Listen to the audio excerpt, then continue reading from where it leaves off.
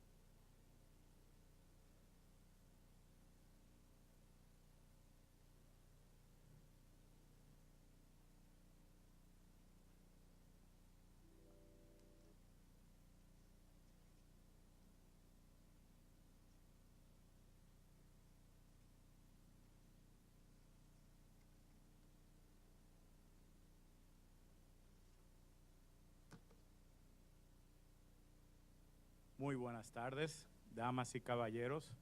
Vamos a dar inicio formal a este programa de hoy.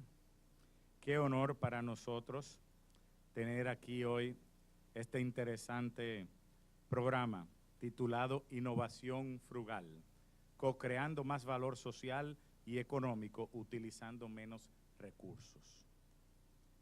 Quiero darle unos avisos de importancia. Vamos a estar teniendo un live streaming hoy a través de YouTube en el canal nuestro de Intec RD. Si quieren hacer cualquier comentario, por favor, participen y acompáñennos en las redes. De igual manera, como les mencioné hace un rato a algunos que ya estaban aquí, nuestro conferencista va a dar su charla en inglés. Si alguno de ustedes quieren entender el contenido absoluto y no dominan el inglés a plenitud, tenemos traducción simultánea. Los dispositivos están justo después de esa puerta a la derecha. Tómense la libertad, si gustan, de pasar y colocárselos para que puedan escucharla a plenitud. El programa del día de hoy es como si, para que tengan la expectativa. Mi nombre es Alain Astacio, soy director del Centro de Gobierno, Empresa y Sociedad de Intec, el CEGES, a su orden. Seré el moderador de esta sesión. Tendremos las palabras iniciales de contextualización del doctor Víctor Gómez, quien es el vicerrector de Investigación y Vinculación de Intec, quien nos acompaña. Luego procederemos a introducir a la doctora Yocasta Guzmán Santos, directora de la Dirección General de Compras y Contrataciones Públicas del Ministerio de Hacienda de la República Dominicana, quien debo decir que ha sido la líder en lograr que hoy tengamos a nuestro conferencista aquí. Y luego tendremos entonces la oportunidad de presentar al señor Navi Radjou. Y más adelante voy a leer su biografía para que no nos quede corto ni estemos ajenos a el honor que es para nosotros tener este personaje aquí hoy. Y luego obtendremos una sesión de pregunta y respuesta. Pero el señor Radjou me ha dicho hace un momento que a él le gustaría hablar por como media hora y luego abrir a preguntas y respuestas y que sea dinámica la sesión. Y luego él retoma una segunda parte de su conferencia y luego abre a preguntas y respuestas. De manera que yo les exhorto a ustedes, especialmente a los estudiantes, que aprovechen esa oportunidad y si hay algo en su conferencia que realmente le llama la atención, no tengan vergüenza, apunten su pregunta, que para eso él está aquí. Muy bien, sin más preámbulo voy a presentar al vicerrector de Investigación y Vinculación del INTEC, el doctor Víctor Gómez Valenzuela, para que los que no los conocen. El señor Gómez Valenzuela es doctor en Ciencias Económicas de la Universidad Autónoma de Madrid, con maestría internacional en Estudios Sociales de la Ciencia, Tecnología y Sociedad de la Universidad de Maastricht, en los Países Bajos. También tiene maestría en Economía Ambiental del CATIE en Costa Rica. Es licenciado en Antropología de la Universidad Autónoma de Santo Domingo. En el ámbito directivo fue viceministro de Ciencia y Tecnología durante los años 2007-2009, de manera que sin duda está muy vinculado con esta área y debe de tener mucha pasión por ella. También fue vicepresidente de la Comisión Interamericana de Ciencia y Tecnología de la OEA. Y también trabajó en el Ayuntamiento del Distrito Nacional en Planificación y Desarrollo. El doctor Gómez Valenzuela ha sido consultor para diversos organismos nacionales e internacionales y cuenta con muchas publicaciones. Le damos una cordial bienvenida e invitamos al podio al doctor Víctor Gómez Valenzuela. Un aplauso, por favor.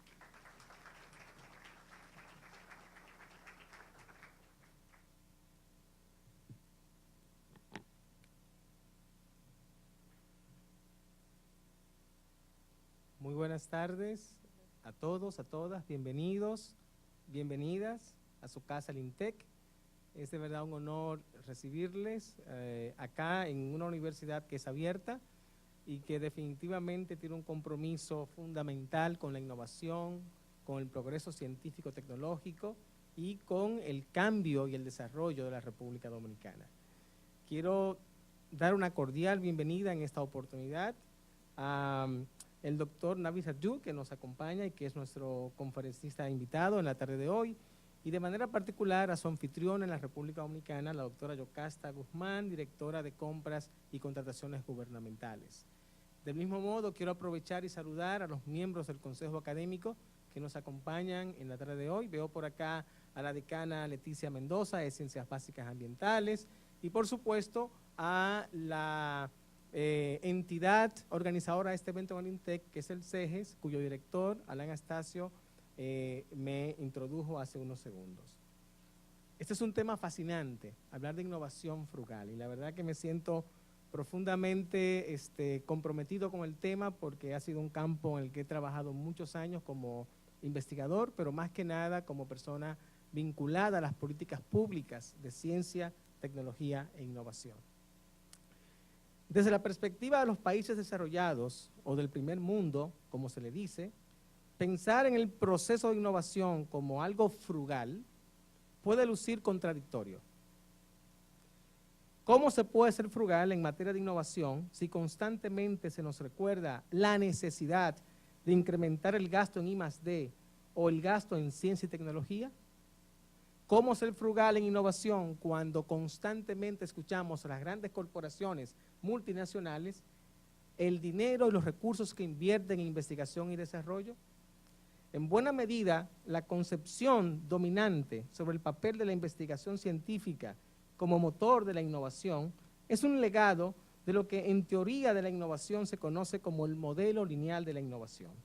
Esta idea se popularizó gracias a iniciativas como el Proyecto Manhattan durante la Segunda Guerra Mundial, en el cual se concentró un elevado gasto en investigación y desarrollo para obtener determinados resultados. Justo en 1945, en julio de ese año, Vannevar Bush, director de la entonces Oficina de Investigación Científica y Desarrollo del Departamento de Estado, elaboró un informe al presidente de los Estados Unidos titulado Science, the Endless Frontier, Ciencia, la frontera sin fin, que tuvo un impacto fundamental en la posterior articulación y definición de las políticas científicas y tecnológicas, no solo en los Estados Unidos, sino en todo el mundo. Iniciativas posteriores como la creación de la NASA, proyectos específicos como el proyecto Apolo, la creación en Europa del CERN en Ginebra, en la frontera con Francia, partieron de la concepción de que la concentración de recursos y científicos y capacidades científico-tecnológicas eran el motor natural para promover la innovación. En lugares como México, la creación del CONACYT a finales de los años 40, el Consejo de Ciencia y Tecnología de México, tuvo como paradigma esta concepción de la concentración del gasto público para promover ciencia, tecnología e innovación. Estas influencias muestran el enorme legado que tuvo esta concepción de concebir la investigación como fuente de la innovación. No cabe dudas, no hay ninguna duda al respecto, de que la ciencia y la investigación constituyen una innegable fuente de innovación y, de hecho, concebir el potencial de innovación de una economía en el siglo XXI al margen de sus capacidades científicas y tecnológicas simplemente no es posible. No obstante, lo que hemos aprendido desde la tradición del pensamiento schumpeteriano y de los trabajos de Klein y Rosenberg en 1986 es que la dinámica innovadora es todo menos lineal y que va mucho más allá del empuje de la ciencia o del tirón del mercado.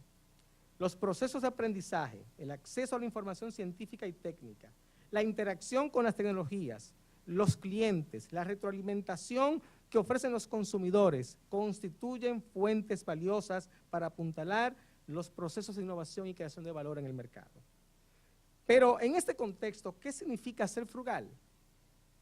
Sin ánimo de spoilers en estas palabras, la importancia que esto tiene es fundamental. Lo primero es que, sin ánimos de ningún tipo de contradicción, ser frugal significa compaginar cuidadosamente los recursos limitados a los que tenemos acceso, aprovechando la mayor parte de los mismos y desperdiciando lo menos posible. Significa que más y que menos es suficiente. Significa que algo es bueno porque es suficiente y que es suficiente porque es bueno. Y esto es fundamental para comprender esta noción. En otras palabras, y siguiendo de forma libre a un autor que conozco de hace mucho tiempo, el profesor Charles Leadbetter, autor de un libro famosísimo y de gran influencia, de Frugal Innovator, significa innovar con lo que se tiene a mano, ya que mientras los innovadores rompen las restricciones, los frugales viven dentro de esas restricciones. Desde la perspectiva anterior, la innovación es mucho más que cambio tecnológico, es mucho más que nuevos productos, es mucho más que servicios o procesos. Implica comprender cómo interactuamos con los productos, con las nuevas tecnologías, cómo aprendemos de forma colectiva, pero sobre todo implica saber cómo colaboramos para enfrentar los retos locales, nacionales y globales que compartimos.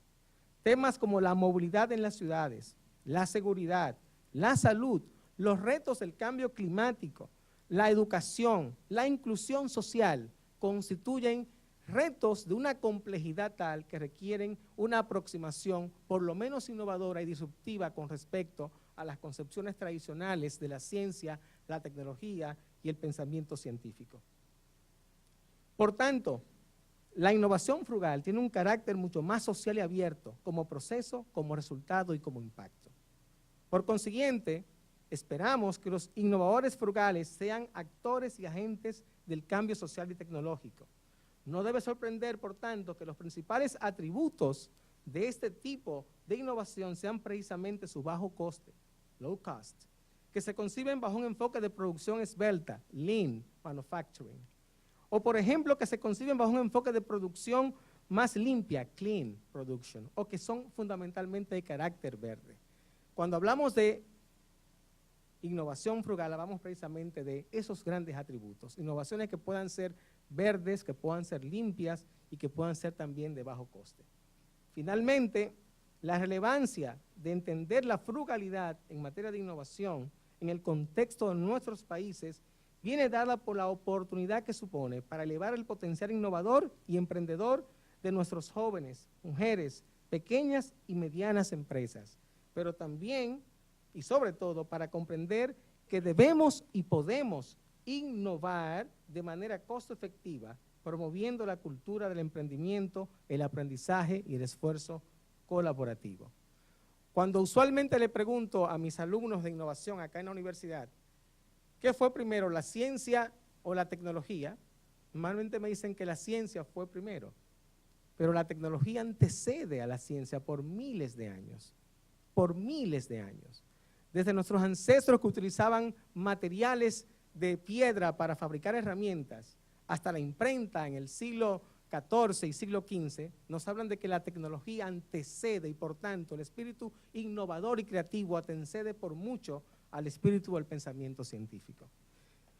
¿Qué significa esto? Que esperamos innovar como sociedades que tienen retos globales que enfrentar, retos que nos obligan a pensar y actuar globalmente, pero con una perspectiva mucho más global de lo que esos retos suponen para no solamente una sociedad en particular, sino para todas las sociedades en su conjunto. Por tanto, esperamos que esta actividad de hoy nos permita tener una idea mucho más clara sobre este movimiento global, sobre esta corriente de pensamiento que es hoy en día el fenómeno de la innovación frugal, y que nos permita también descubrir con claridad el papel que podemos jugar como universidad comprometida con el conocimiento, con la innovación, con el emprendimiento y el desarrollo inclusivo de la República Dominicana. Esencialmente, cuando pensamos en esto, cuando pensamos en innovación como un fenómeno frugal, estamos diciendo que la innovación es más un proceso de cambio tecnológico y social, que involucra actores locales, que involucra actores intermedios y que involucra fundamentalmente a la política pública, la participación y el aprendizaje colectivo. De manera que abremos hoy nuestras puertas en el INTEC para tratar y abordar una problemática que actualmente constituye un centro fundamental del debate nacional en la República Dominicana. Gracias, Yocasta, por la oportunidad de recibir acá a nuestros invitados. Gracias a los estudiantes que nos acompañan el día de hoy, al personal académico y sobre todo por la oportunidad de debatir y discutir en el ámbito de la academia de un tema que será central para el futuro de nuestro país en los próximos años. Muchísimas gracias.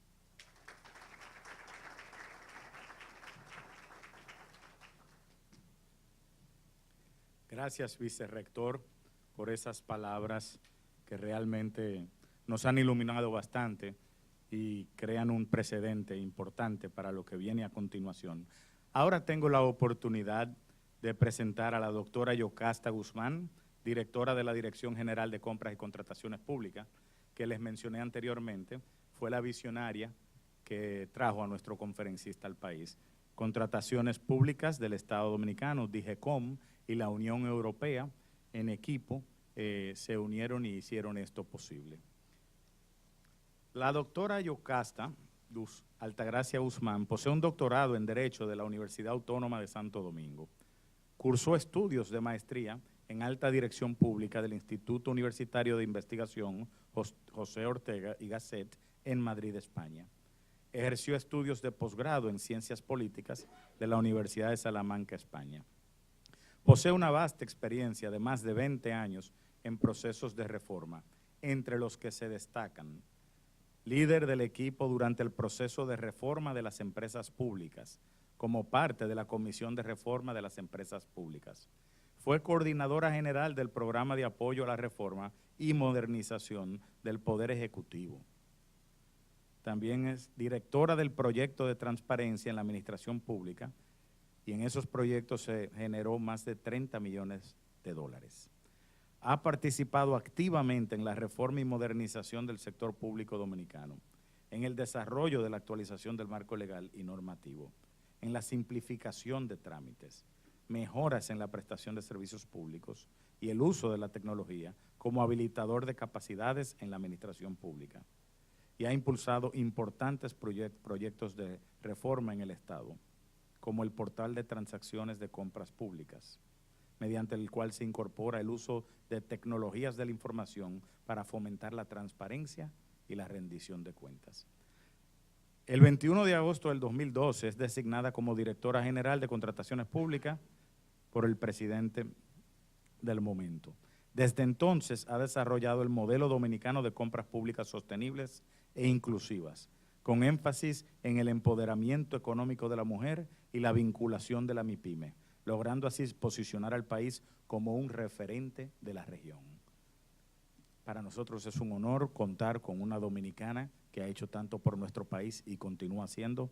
Ahora le paso la palabra, por favor pase al podio, doctora Yocasta Guzmán.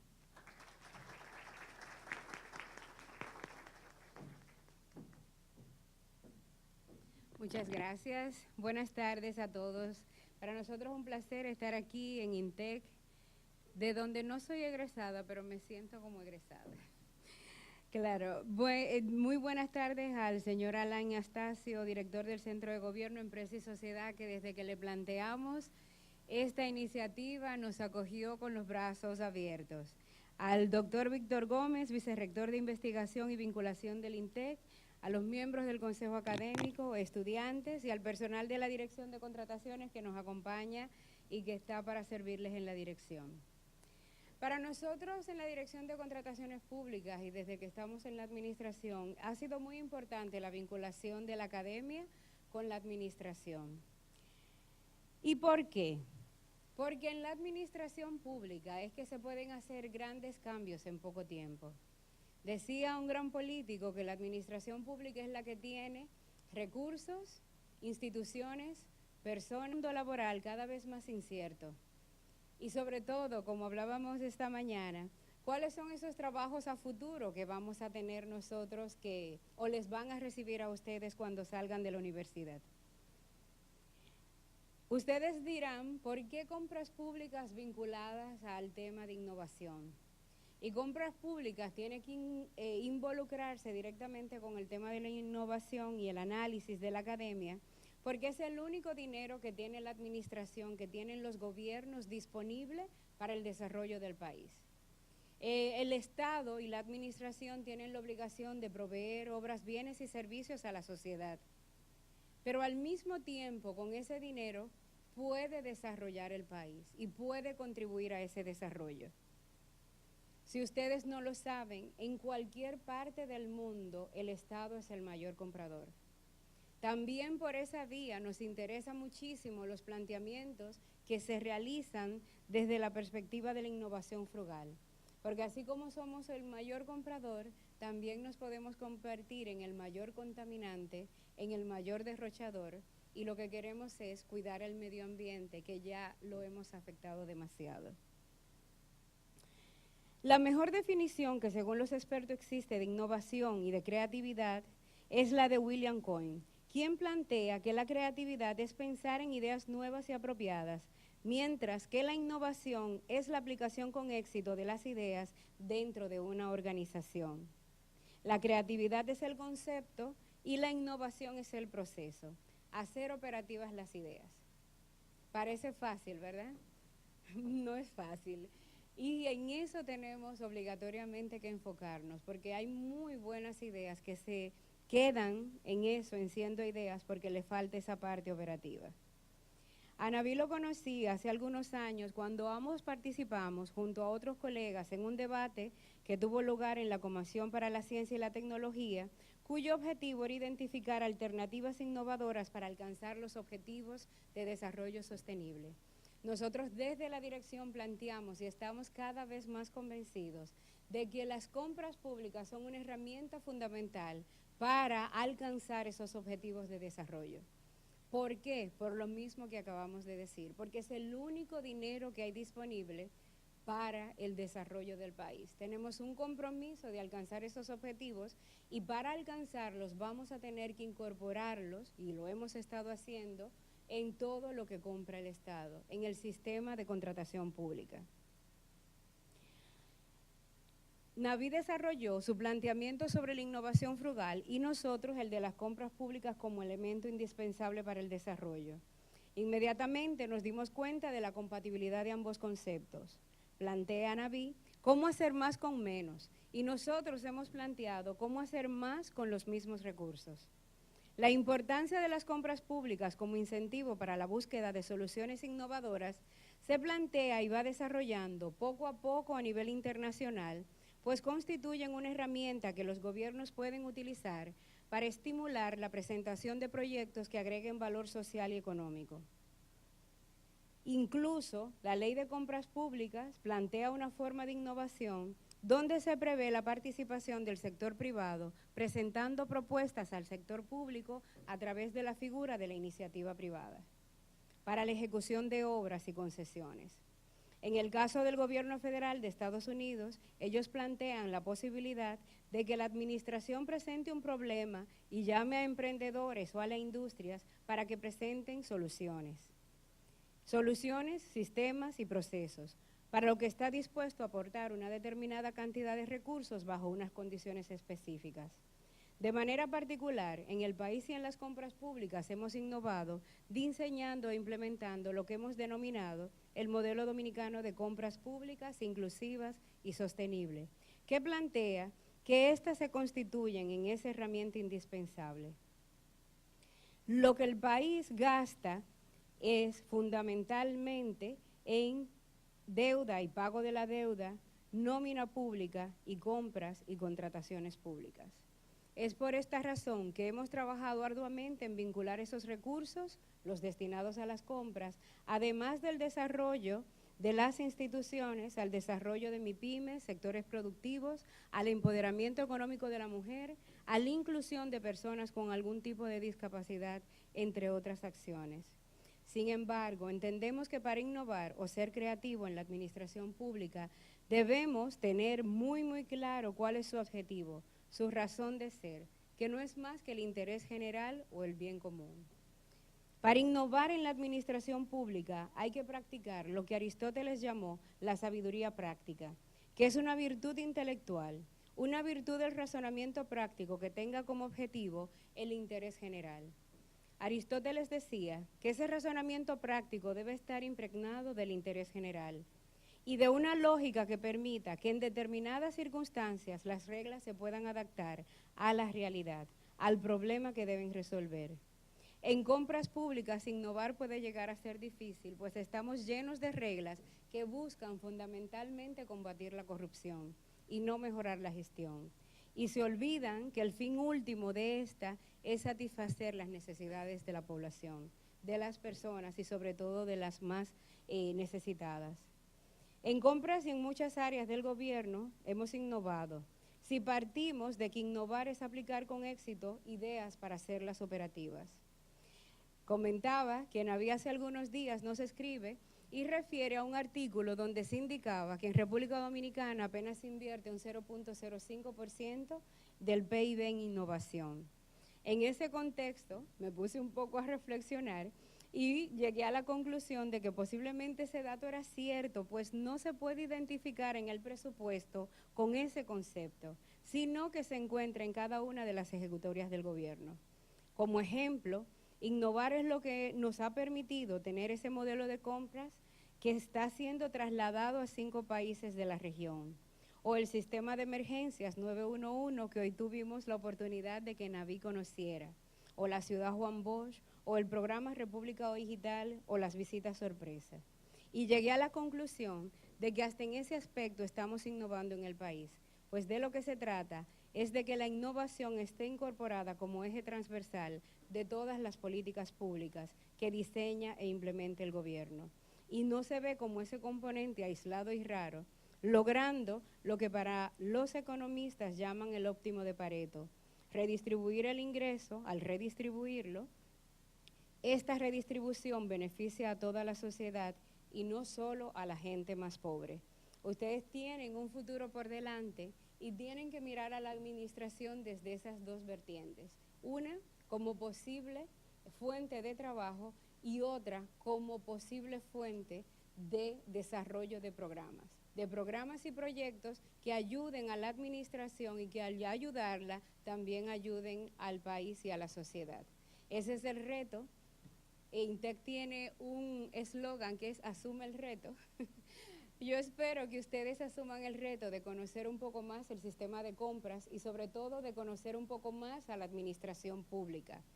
La administración pública es obligatorio conocerla, cómo funciona, cuáles son sus problemas, porque si no, no vamos a poder ayudar a buscar las soluciones. Muchísimas gracias.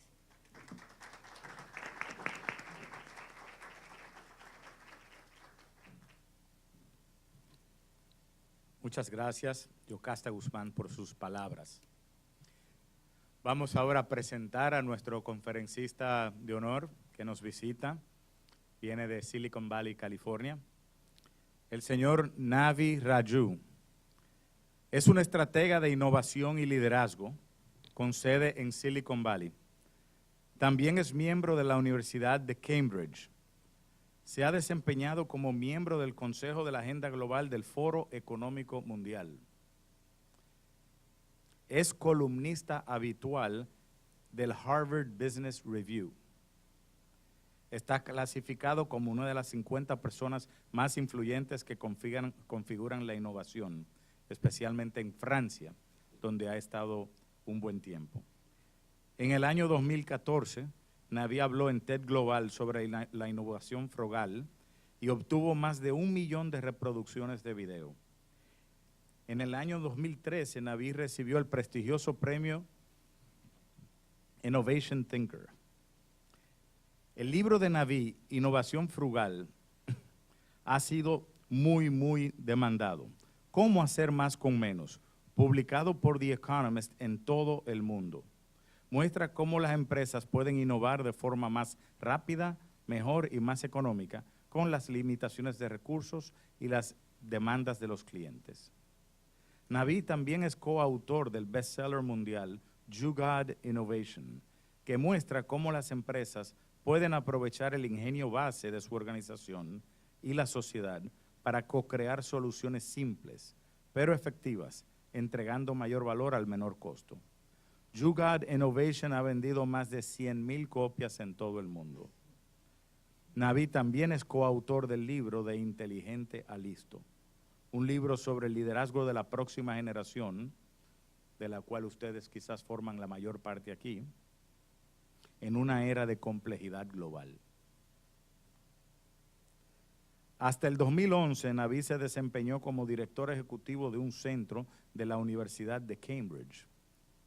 Para los que no lo saben, es una persona formada académicamente y está muy vinculada al mundo académico.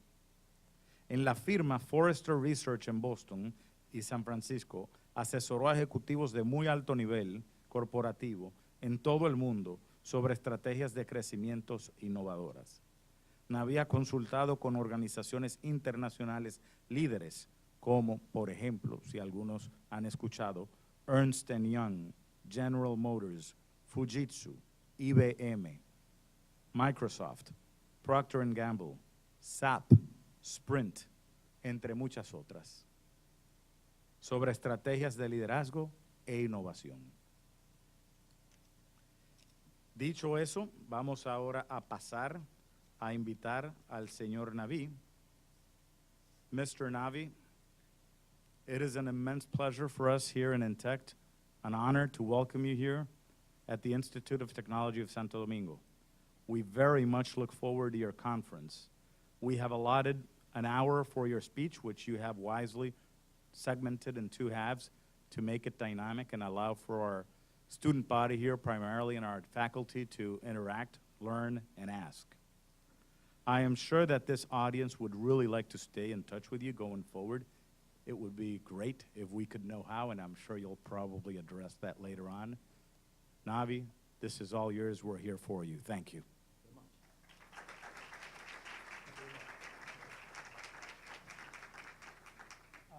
Good evening, everyone. It's a great pleasure for me to come to Intech.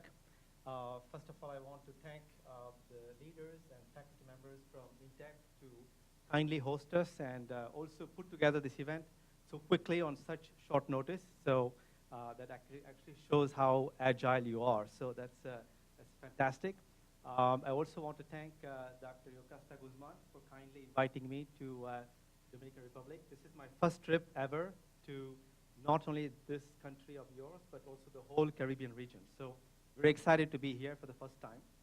And I must say that when I was invited by Dr. Guzman to come here, I make it a point these days to do a talk with people who are in senior positions in government and the private sector. But then I make it a point to spend at least a couple hours with young students, because your generation, in a way, are frugal innovators by default. And I think you'll hear a lot today on how you can use frugal innovation to build a better world, a world that you'll be living in coming years. So I'm super, super excited.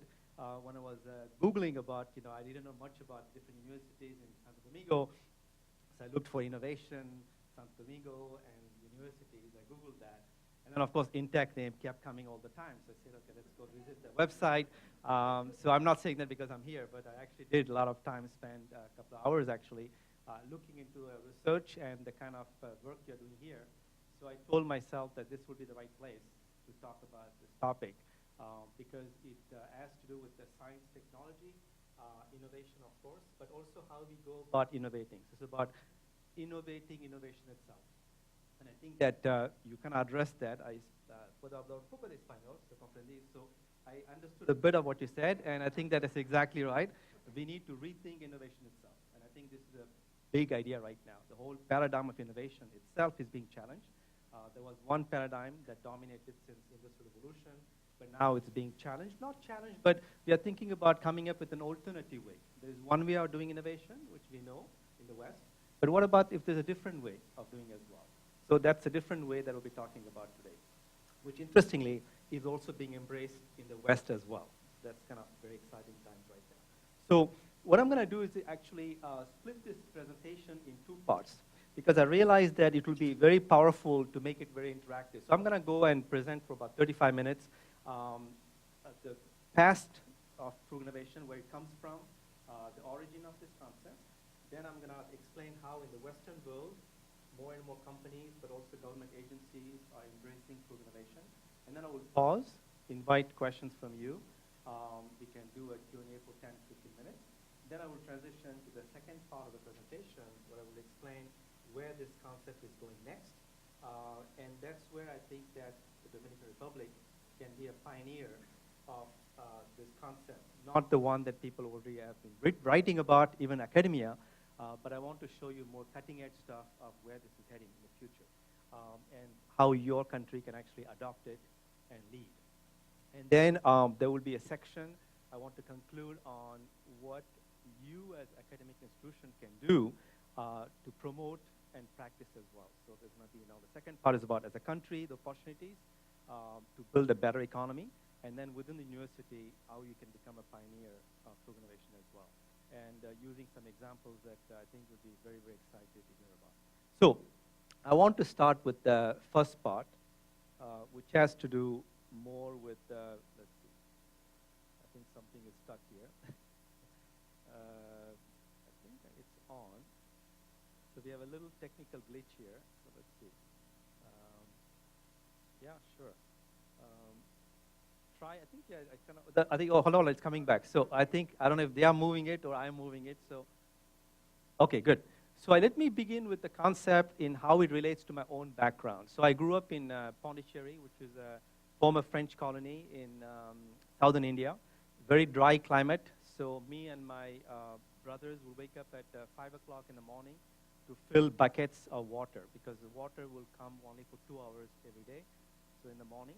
So we will use this bucket of water to clean ourselves and cook for the rest of the day. And twice a week, we had the luxury of taking what we call a one-bucket shower.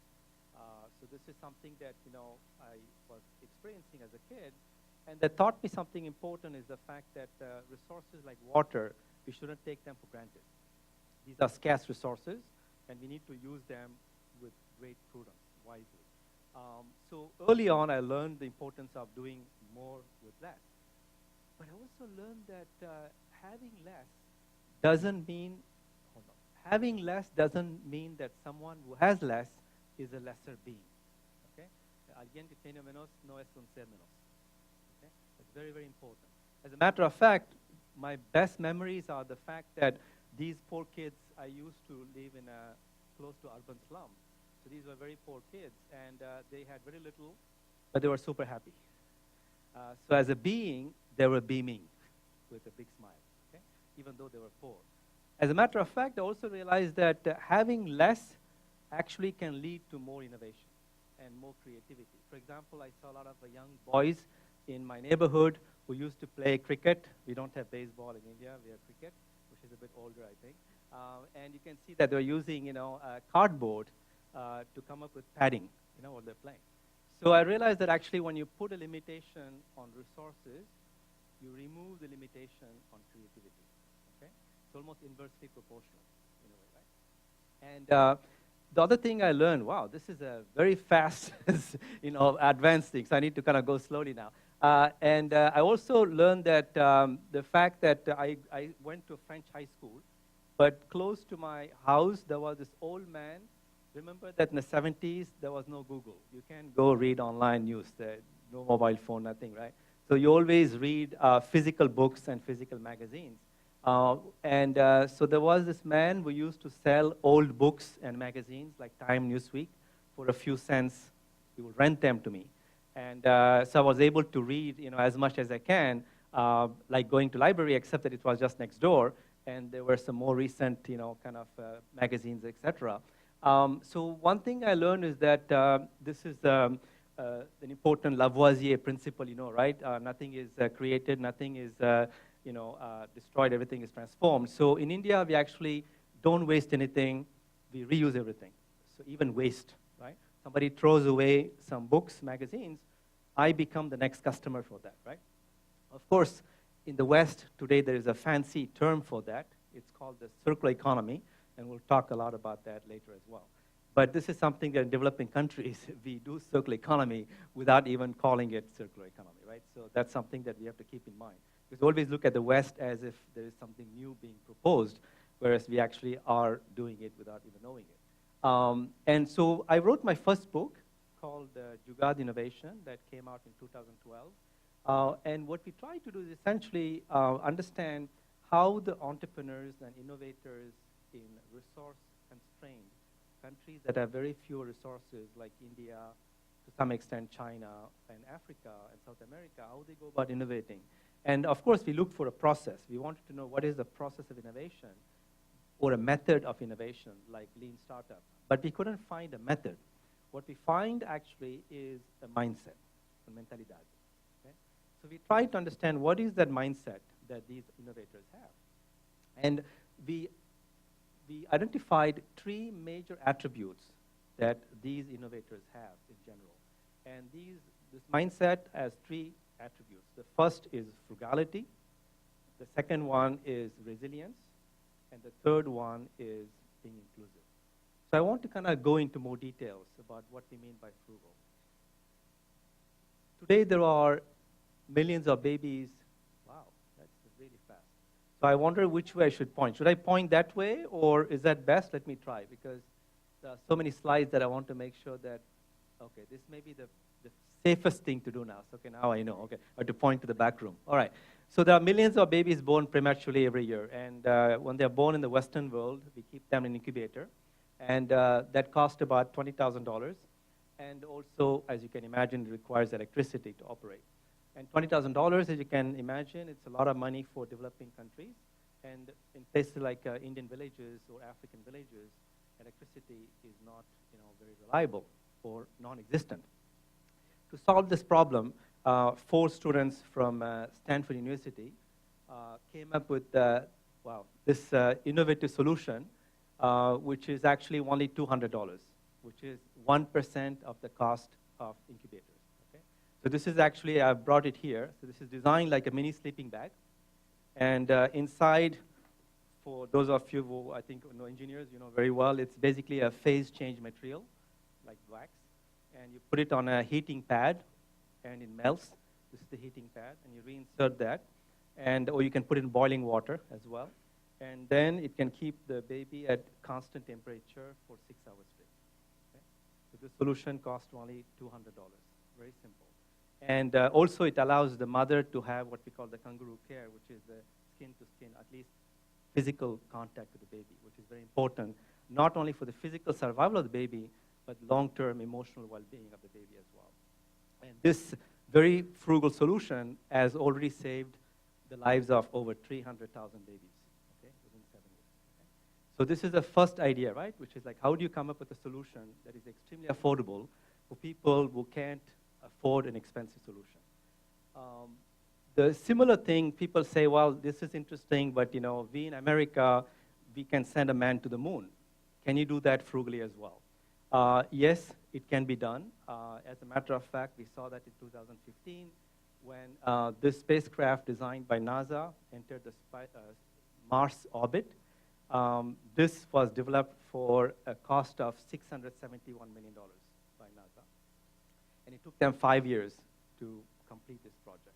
But the same week, in September 2015, there was another spacecraft that entered Mars orbit, which was sent by the Indian Space Agency. And that was developed for only $74 million, okay? 10% of the cost of NASA. And it was developed 3 times faster. How did they do that? Well, we have to understand something, as I say, right? When you put a limitation on resources, you remove the limitation on creativity, right? If you take the whole NASA budget, annual budget, and you take 1 day they spend, 1 day of the spending, that's what is the annual budget of Indian Space Agency. So when you have that kind of limitation on resources, you have to use what you already have. So India is known for software. We have a lot of software programmers. So we do a lot of simulation in software. They don't build physical prototypes of the rocket. They do most of the simulation using computers. Okay? And so again, the idea is like, you use what you have in abundance to overcome the scarcity of what you can afford, which is to build physical prototypes. Now, this is important because in America, we like to do everything big, including making big movies about space exploration. So, for example, Hollywood has done space exploration with movies like Avatar, which cost $260 million, or Gravity with Sandra Bullock, George Clooney, which costs $100 million. But you can see that India explores space in reality for much cheaper. Okay? So that is kind of the morale of the story behind this example. So that is the first idea. Hold on. The first idea is about frugality, right? The second attribute which we were most attracted to when we studied these entrepreneurs is the notion of resilience. So actually we call it resilience plus. Because resilience in English means essentially when you face a problem, you know how to adapt. You can come across like this, or the problem hits you, and you go down, and you come back. That's the definition of resilience. But in India, what we saw is that actually a third way of dealing with the problems, which is you turn the problem into a solution. Okay? That's what in martial arts, right? You turn a competitor's energy into your advantage. Okay? So this is something that this young man has done. Kanagdas in India. So he was tired of riding his bicycle in his village because there were a lot of potholes, bumps that slowed him down. And so he said, I have two options. I can complain to public officials. They may not fix this soon. So he came up with this interesting device himself. He didn't go to college. Somehow he was a mechanic. He just knew it. And this is a device that converts bumps into acceleration energy. So the more bumps in the road, the faster the bike rides. Okay? So he literally turned the problem into a solution, or actually at least to his advantage. Okay? So this is the idea, right? Every time you see a problem, is there a way for you to look at the problem as an opportunity? And we'll discuss that when we talk about climate change, which is today seen as a problem, but it could also be seen as an opportunity. So the second message about resilience is, and I think that you are hinting at that in your introduction, is this idea that I don't complain about what I don't have, but I start celebrating what I already have. And I figure out how can I use what I already have to address my needs.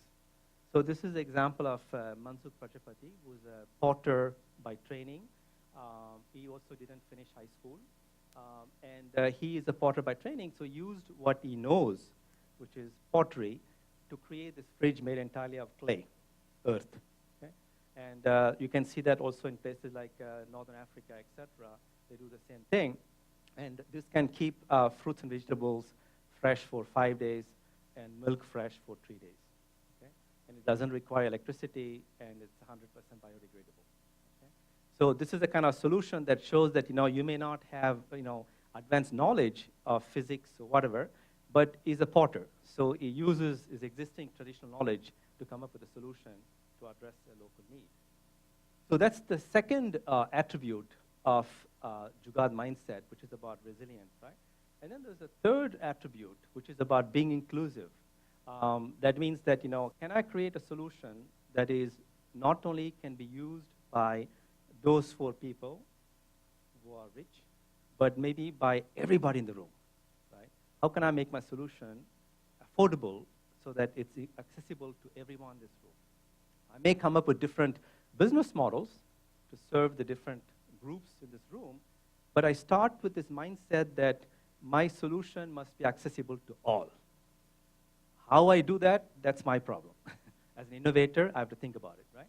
And some of the innovation may not be technological innovation. I know here there's a lot of technology focus, but I can tell you more and more in the future. I should have added a slide. I can say right now the kind of catchy phrase. You need to have an engineering mind, a social heart, and an ecological soul. And that means that you need to combine the best of our engineers think in a rational way, have that also business acumen to scale up your solution. You need to have a social heart to be inclusive, and you need to have an ecological soul so that essentially we can deal with big problems like climate change. And one entrepreneur who has a PhD in electric engineering came up with a solution. He is a PhD in engineering, so his solution you can think like is an engineering solution. Not really, because he actually provides solar energy to over 200,000 rural households in India. Some of the poorest who live in extremely remote villages. There's no even road to get there. Okay? Why? How he does that? Well, essentially he came up with a new business model. So his innovation is not on technology, it's on the business model. So what he did essentially is that he has trained young people in these villages to actually charge the solar lantern every day, and then they go distribute them to these houses.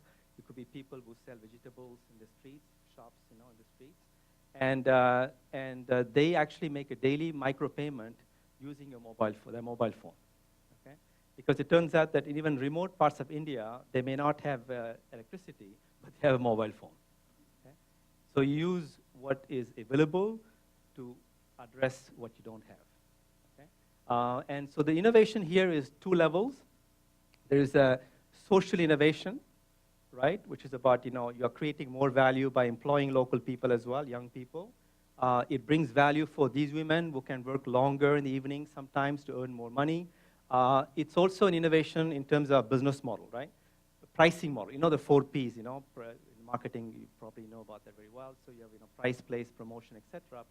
And price is innovation, because this woman told him, I cannot pay $20 a day. Sorry, let's say, I'm simplifying. I cannot pay $30 a month to get the solution, but I can pay daily $1.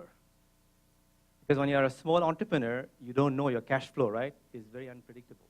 So that's what allowed him to come up with this interesting payment model, which is a daily micropayment, using, again, a technology that already exists, which is mobile connectivity. Similarly, we see this kind of idea of inclusion in the healthcare as well. So people like Dr. David Chetty, who's a cardiologist who operated on Mother Teresa. He actually also has set up a big health clinic in India where everybody is offered his services, however poor you are. Same idea. If you're extremely poor, it's free. But if you can afford something, you can have a microinsurance. You can pay gradually off.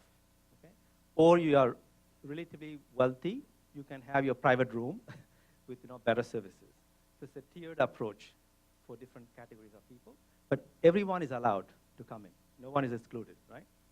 And so this doctor has now opened actually a health clinic in the Cayman Islands as well, catering for US patients, so that American patients can also come get the surgery done, or the hip replacement nearby, okay, at a much less cost.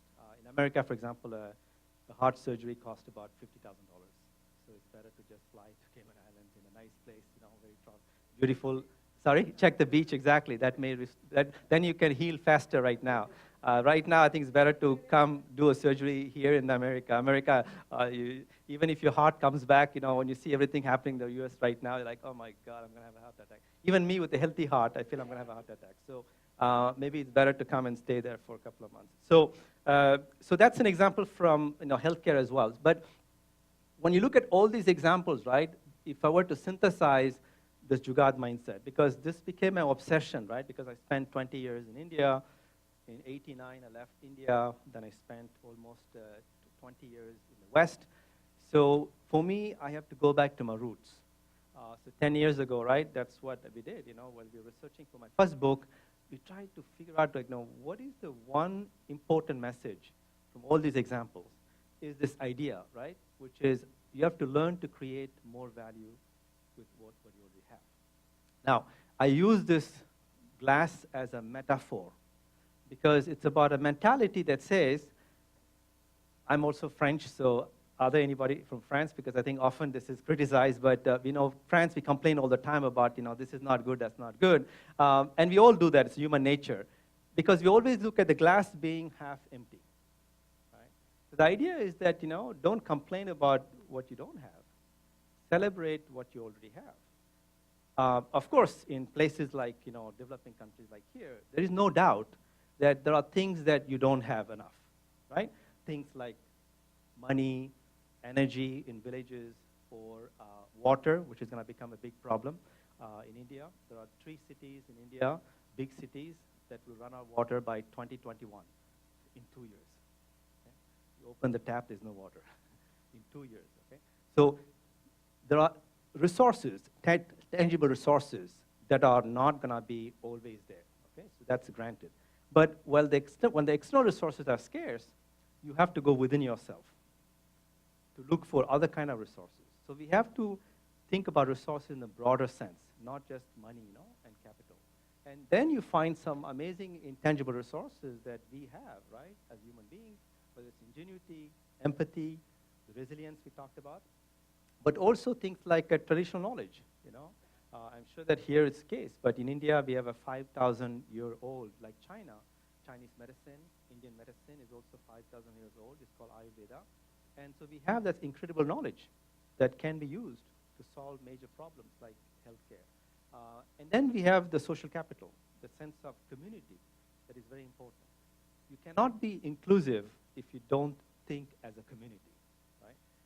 And so that's something so the idea is like, how do you use the resources that you have in abundance already within yourself and within your community and within your culture to overcome the scarcity of those resources. Right? Now, you can think about that in terms of technology, and I think that that's where you'll be interested. Because there's a lot of, we'll discuss about that in the last section, but there's a kind of big movement starting, which says that, in Silicon Valley, it's always about how can I develop the next big technology, right? The idea, because America is all about futuro, right? Mañana, right? Now the idea is like, hold a second. Before we go this way, let's look at what I already have as technology, and how do we recombine them to create more value? Okay? So the idea is like, how do I use existing technologies, but maybe come up with new applications or new combinations that were not possible before? And you see a lot of that right now with the mobile technologies, which is becoming as a platform, right, for offering all kinds of services. For example, in the case of Africa, which is a good example, which is a continent of extremes.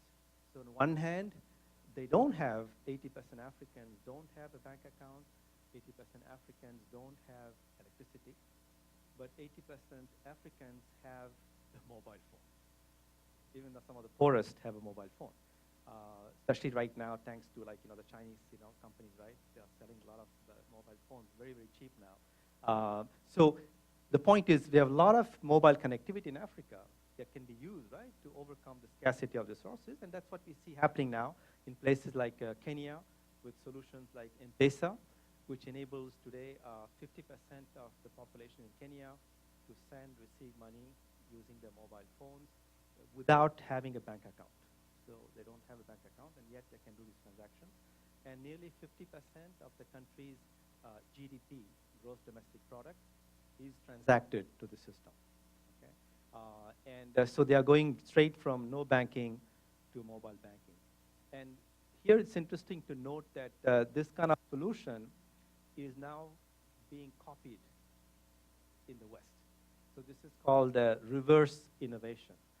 The idea is that a frugal solution tested in a poor country, I hate that term, poor country, in a developing country, I hate two terms, I hate poor country and I hate third world. These are the two terms we should banish. But anyway, so a frugal solution developed in an emerging market, let's use that term, is now being adopted in mature markets, let's put it this way.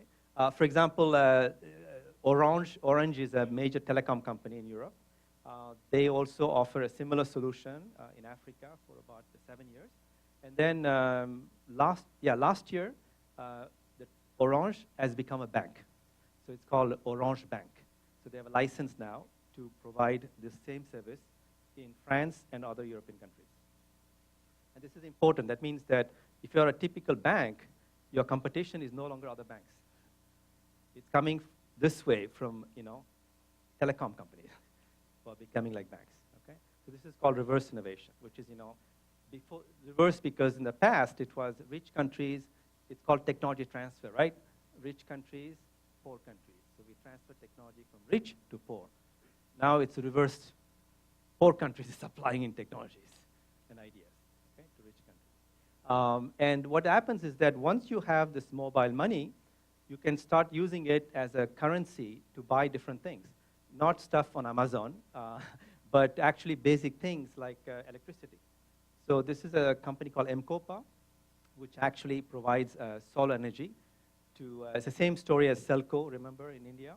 And except that this is a bit more advanced because they sell a kit with the chargers for your mobile phones, 2 LED lights, a radio station, etc. And this whole idea, actually, you can pay off making a daily micropayment with your mobile phone of 20 cents a day. And once you make all the micropayments towards the $200 total cost, then the system is unlocked, and you can start using it forever, okay, for free. Right? And Obama, when he went to Africa, Kenya actually, he made it a point to visit this particular solution. So this is something you see a lot in Africa, which is amazing innovations, mobile health, mobile energy, mobile finance, etc., on the back of mobile technology. And so we wrote the first book, as I said, it came 2012. We published it in US, France, Italy, and other parts of the Western world. And it was very well received. It became very, very popular. But we were really curious, like, why people in the West are so interested in this concept of Yugad, which is maybe, after all, a concept practiced, in poor countries.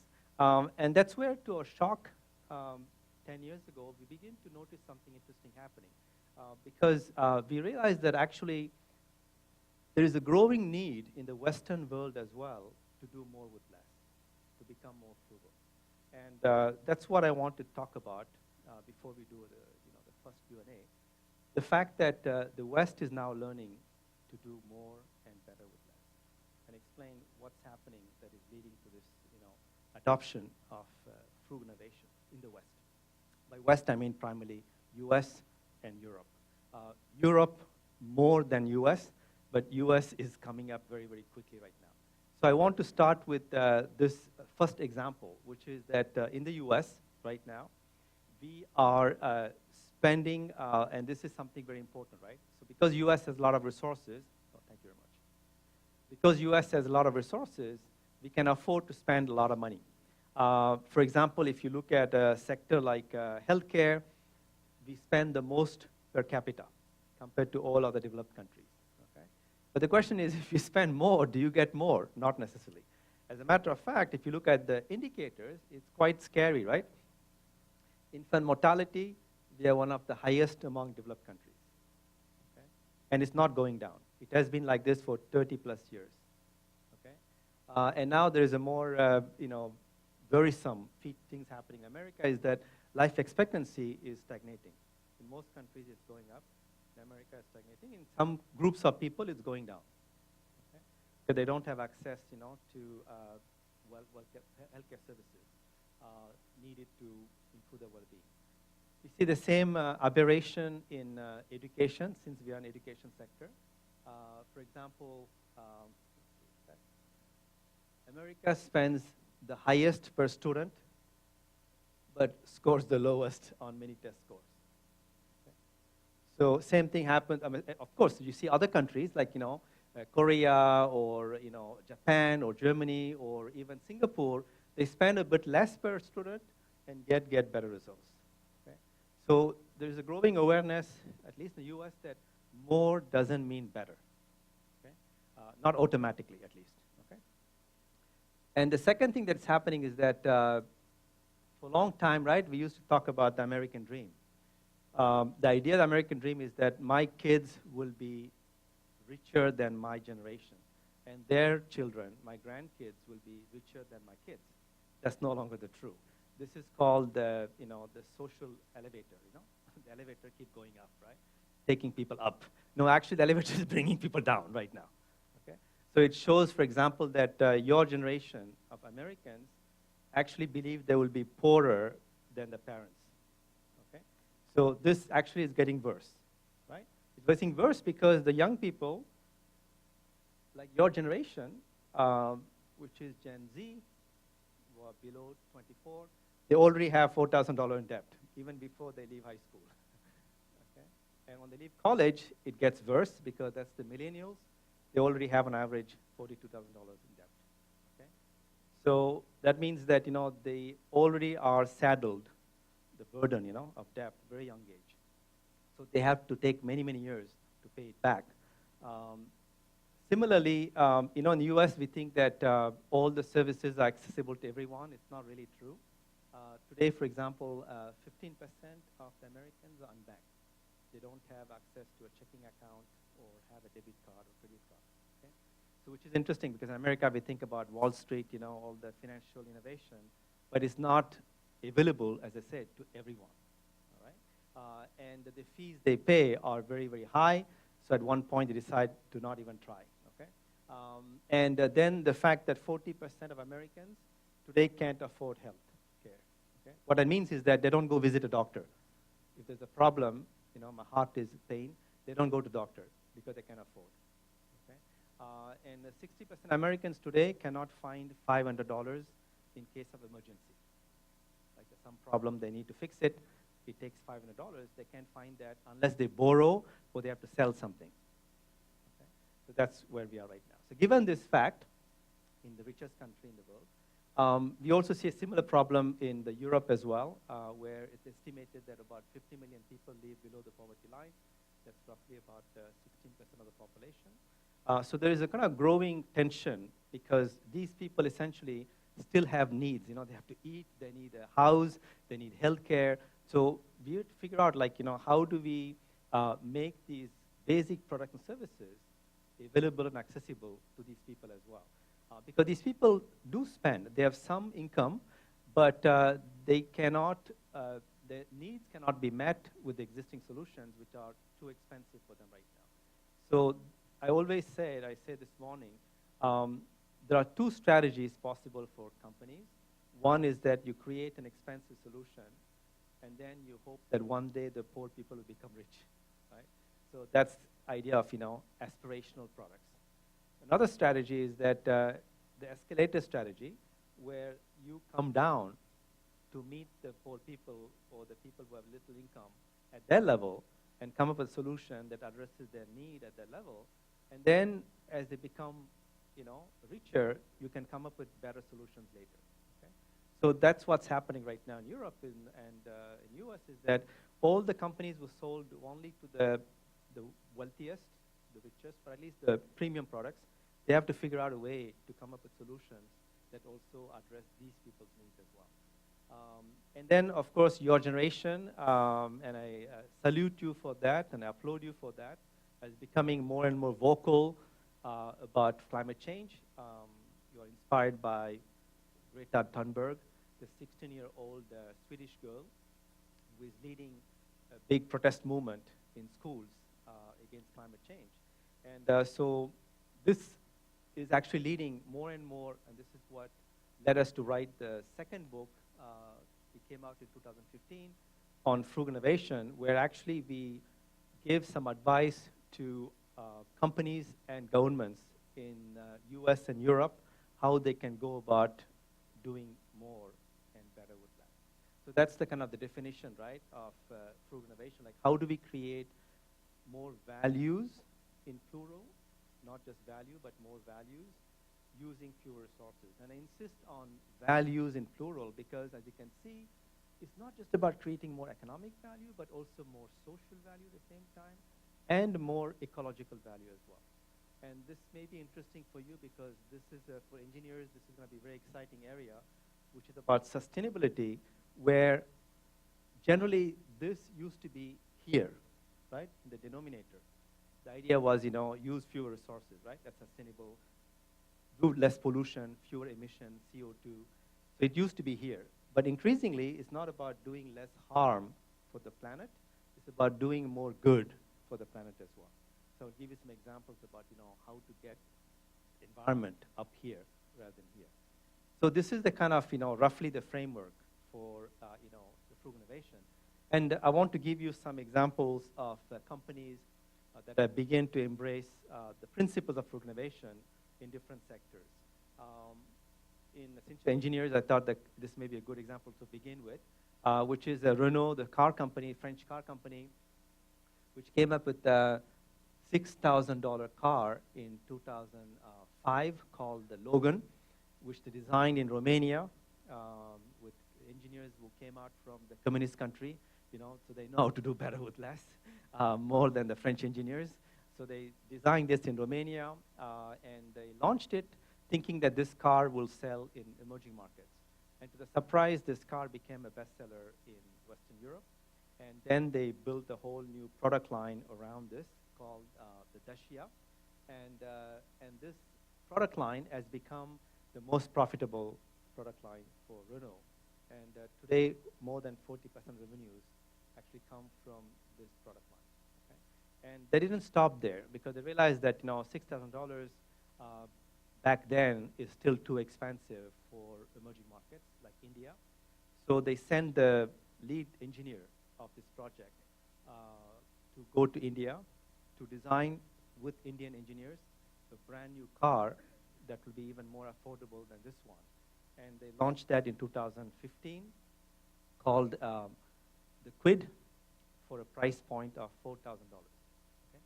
Now, which is, by the way, this is an amazing story because no Western car company has ever designed a car completely from scratch in a developing world, okay, like India. Actually, it's not just a car, it's a car architecture. It's called the CMF, Common Module Family, and the A stands for affordability. So the idea is to create a platform, car platform, where the modules can be reused across different car models. Okay? So this was the first car that came out from that architecture. And then the next car coming out is more exciting because, see, this is still a car that runs on fuel, right? So it's do more with less. But what about do better with less? Well, better with less is this coming up in 2021. They're going to launch an $8,000 electric car. Okay? Also being designed right now in India, same engineers, but also with Chinese engineers. So it will be marketed at the same time in India and China. And then they will be using probably Morocco to bring this car to Europe, and Brazil to sell this, build the car in South America and sell here as well. Okay? So this is something that Renault, as well, actually up to date, I don't know any other car company in the West which has done this. They're trying yet, but this is a 15-year journey, you know, they have to go through to get to this point, because they have to change the culture of the engineers in France to understand that you can do, you know, more and better with less. And we see that also in financial services like banks. This is the Compte Nickel, launched by 4 entrepreneurs in France. It's actually a bank without bank. It's a bank without a bank.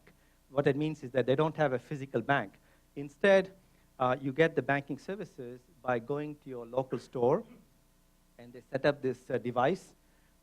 Basically, you sign up in 5 minutes to open an account. And that gives you a bank account number so that you can receive you know, your salary or payment, or also transfer money. And all this is done with your mobile phone. Okay? And they have no hidden fees, only a flat maintenance fee of 23 euros a year. Okay? And of course, when they launched it, they thought that they may have a few thousand subscribers at the beginning. Actually, to the surprise, it just exploded, okay, as you can see. And today they open an account every 5 minutes, and they have 1.2 million customers in a country of 65 million population. Okay? So this shows actually there's a need, even for middle-class people, to not have to pay big banking fees and switch to a frugal, you know, banking service like this one.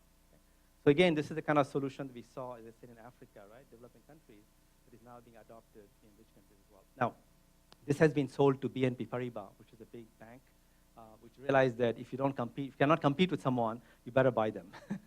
So now, I want to close with this example and do the Q&A, which is to show that how engineering and science can also be used to help a large company become more frugal and more sustainable. And this is the example of Unilever, which is a big consumer goods company.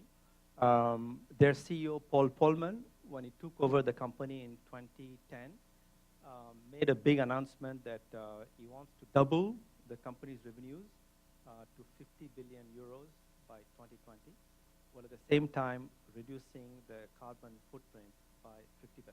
Okay? That's sounds interesting in theory, but in practice, it's a huge challenge for the company.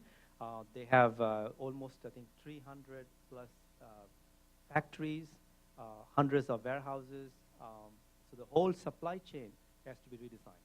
Not only their supply chain, but they have to work with the suppliers to make sure that their supply chains, their factories are also made more sustainable. And it turns out that in Europe, they already made big progress, because in 2016, 4 years before the deadline, they already became a zero-waste company. That means that no waste leaves the factory. It's being reused, recycled again, which we call the circular economy, right? That we'll talk about. Okay? So that's something that they've done with their factories in Europe, and now they want to, you know, expand that across other regions as well. They also redesigned their products, so they use less material and less gas. Less energy. And for example, they redesigned the deodorant to make them compressed, so that they use 25% less aluminum, 50% less propellant gas, and therefore reduces by 25% the CO2 emissions without compromising the performance. And it has other benefits because it's packaged, because the can is smaller, you can package it in smaller boxes. So you need fewer trucks to carry it as well. Okay? It has impact in the distribution as well. Okay? And what's interesting is that the technology, again, reuse what you already know. The idea behind this came from, the detergent to wash clothes. You now have super compressed detergent, right? So the same idea of compression came from another product line, in detergent. They took that idea and applied it in this one, okay? Personal care. And they are going beyond that. This is why I said, the environment has to go in the denominator, right? Do more for the planet. So this is actually their new headquarters in Paris, which is an energy positive building. So that means that they have solar panels that actually generate more energy than they consume. So they can provide this energy, to neighborhoods as well. Okay? So as an excess energy. Right? So this is something which is very important, is that we are moving away from reducing our carbon footprint to enlarging our ecological handprint. So that means we have to make a positive impact on the planet and not try to reduce our negative impact. Okay? And that's going to be a big, exciting, I think, opportunity for engineers. Think about how do we do that, bring a positive change to the planet. The good news about all this is that, because I present this slide, especially in the business schools, to explain that, and also engineers, right? I mean, one day you'll be managing teams as well. So it's important to understand that, doing the right thing for the society and the planet is also good for your shareholders, right? Because it creates economic value as well. So Unilever's, as you can see, stock performance doubled during the 10 years he was heading the company. And they also have become an attractive talent for young engineers and young talent like yourself. So they are one of the most attractive companies to work for. And you can see that they're right behind some of the big, tech names. So it's becoming also an interesting way to attract and retain talent as well. So I'm very lucky that Paul Pullman actually wrote the foreword for my book on food innovation. And he's now he stepped down. He retired 3 months ago. And now he's becoming like the climate champion, going for, asking the governments and other companies also to come up with better solutions. So I saw that this was just yesterday, I saw in the news that the UN is thinking about appointing like a climate champion. And these are some of the candidates, him and Michelle Bachelet from Chile, and her advisor as well in Chile as well. So I think that shows actually that businesses can also play a positive role in doing the right thing, for the planet as well. So with that, I want to pause here, make sure that maybe if there are some questions, we can address them before we move to the second part of the discussion, which is going to be about, the more advanced kind of forms of food innovation. So go ahead. I think there's a mic coming up there. Yes. So who wants to ask the first question?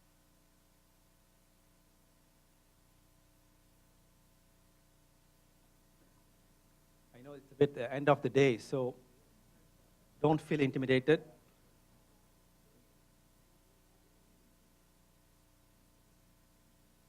Or you want to share some examples of some projects that you're already doing in the Intact that kind of are similar to what I described today. I mean, that will also be something that you can share. So.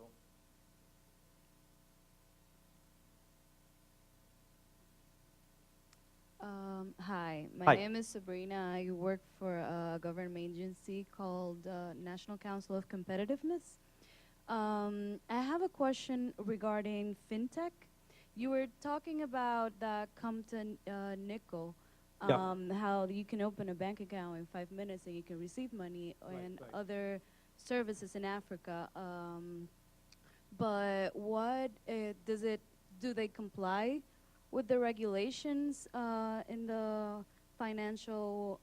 How do they deal with money laundering and all similar issues? So they do have to comply with what we call Know Your Customer, KYC, I think it's called. So this is something that prevents the fintech companies from allowing, like for example, I I just did one money transfer recently to India to do a donation.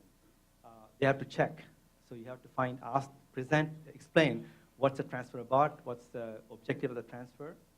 So there's a mechanism to find out if actually this is done for legitimate reason, or is there something like, which sounds very illegal, in which case, they won't accept. There's also a kind of a threshold to how much you can transfer.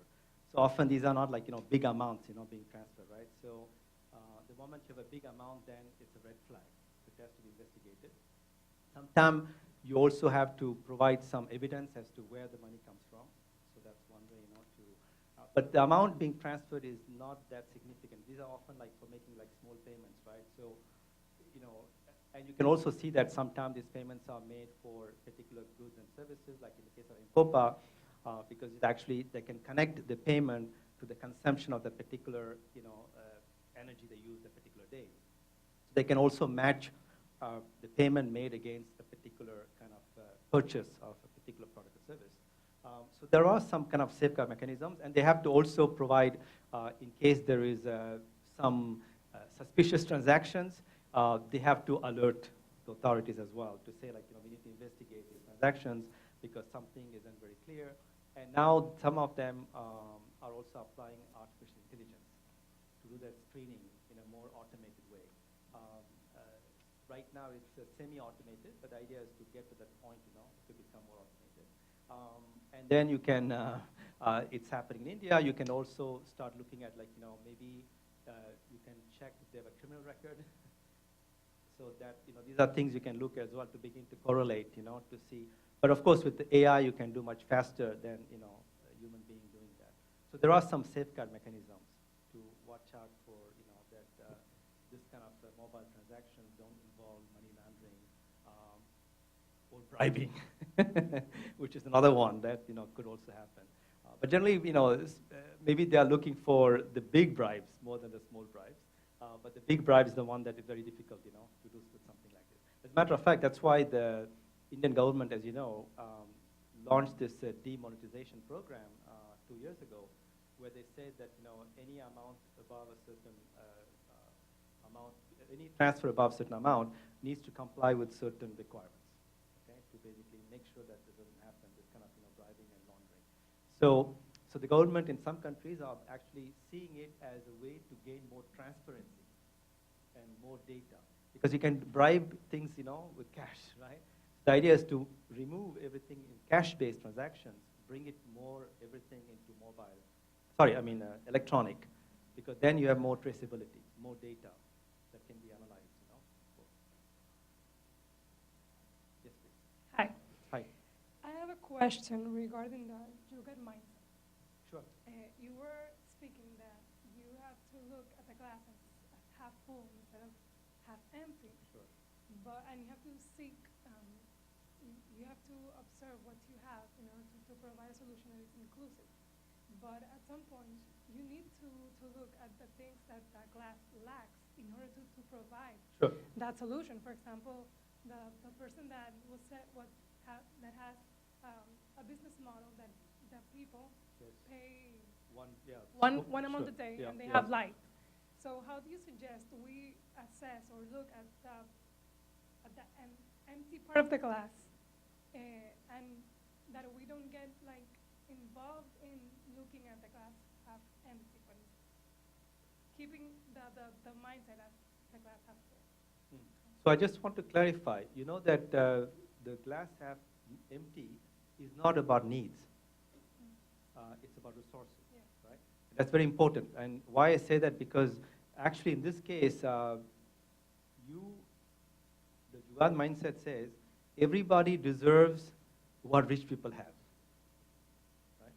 Rich people have, I should say this stuff because somebody said that, I have to let it off my chest. I never said it publicly, but there is a big entertainment company who went to India, and the Indian government asked, would you be interested in setting up a theme park?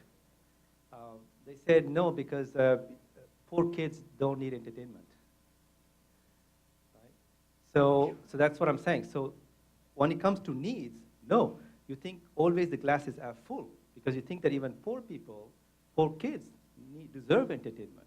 Poor people have dreams, right? So that's the challenge. The idea is like on the needs side, absolutely. So the Maslow hierarchy of needs, like survival, then belonging and relation, it applies to everyone, right? Whatever income level. So I want to go further with that because I just got excited a few weeks ago. I was in India. In financial inclusion, I talk about finance. There is a woman, an entrepreneur, who is starting a second company that helps, it's called wealth management, people who are wealthy, it's called private banking, okay? All banks here have, it's a nice, cozy place, you go there and you park a big car and you go in and they give you coffee and then they talk about, oh, you're a millionaire, let's talk about how we can become a billionaire, right? So that's wealth management, right, 101. But they said, wait a second, wealth management can be also useful for poor people. Why? Because poor people also have dreams. They want to send their kids to school. They want to, maybe a woman wants to start a company, right? So how do you start saving towards your dream, realizing your dream, right? So they're taking all these high-end wealth management advisory services, and they're bringing it down to the level that these people can afford. Okay?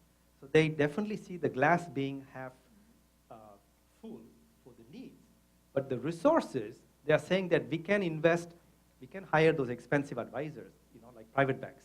So we are going to do everything using AI. Okay?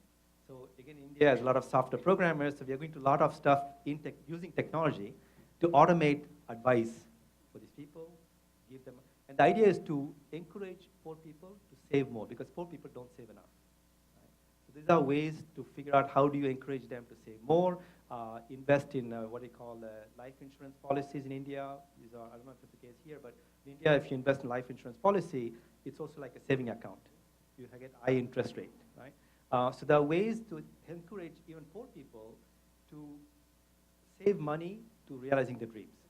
So that's why what I was saying is that, yes, you should be aware of the fact that the glass is half empty when it comes to needs. There are many needs who are not met. So you need to go study that. And then the glass half empty applies to the resources. So you say this person has a big need, and the same need is addressed for the rich people using complex solutions. So how can I take this complex solution, make it simpler, more affordable, so address the same need, but for the poor people? So this is something that is a very good question. So the glass half empty is more for the supply side, how you provide the service.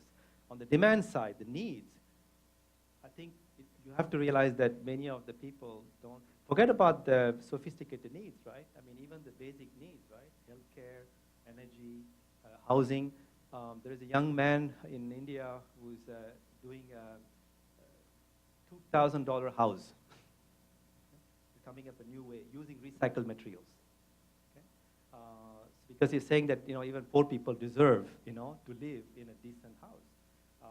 So that's right. So needs are always there. You need to be aware of it. But then you have to think in a jugad way, like how can I address the need in a way that is we'll talk about later, which is affordable, accessible, sustainable, without compromising quality. It may not be super high-end quality, but it must be decent enough. One more question, and then, yeah, yes, please, yes, yes. Yeah. Campus interaction between different stakeholders, and given the social and open dimension of rural innovation, how to deal with intellectual property issues. Sure. We have this really complex environment of how to deal with intellectual property issues in this very complex environment of different stakeholders interacting in many solution markets. Yes. Do you have any reckons about it, please? Yeah. So there are a couple of things to remember that, and I want to use, I'm going to start with a radical example, which I believe in free markets, etc., but sometimes I want to start with the extreme example to kind of show how it can be done, is that this technology developed by Unilever to make the compression, they kept it, they patented it, and they kept it for 2 years so that they have an exclusivity, only 2 years. After that, they open sourced it. Why? Because they realize that this technology has to be made available to other companies so they can quickly start addressing the climate change problem, because otherwise, if they're only one doing it, it's not enough to make a big change, even though they're a big company, right? So I think we need to have a different attitude towards intellectual property. There are something that you have to patent, because this is something that, like, for example, Renault will never open source, the technology, for the way they develop, the low-cost cars. But there are other technologies they are thinking about open sourcing. So the technologies about in energy efficiency, right? And the reason you do that is because there is this expression that, especially the car industry, is a very interesting sector to say this, because the idea is that intellectual property, specifically if you say patents, right? What happens is that you may be producing patents that defend your existing market. But if your existing market is dying, right, and there's a new market emerging, what's the point of trying, to protect your thing, because they are anyway useless, right? So there are two scenarios possible. One is that actually collectively all players, and that's happening sector after sector, right, is that all players have to move from, like in the car industry, we are going from selling cars to mobility services, right? So all the car companies have a self-interest to start thinking about where can I get new technologies to make the transition possible. And some of the technologies may be too complicated for one company to invest in, too much risk. So in that case, it's better to start with working together. It's open innovation, if you want to answer, right? You have to do open innovation, and then you can decide at one point, at which point you take some of the basic technologies that could be open source shared, and then you can add on top of that. But you don't reinvent the wheel, for everything you do. And that's something that we see more and more, because in I think the IP works well. My feeling is that intellectual property works well when you are in the early stage of an industry, and you want to start locking in, we call it, the market. But when the market is collapsing, your industry is collapsing, and you need to move into another industry, at that time, it's better to collaborate more, because you don't know what you want to patent. Right?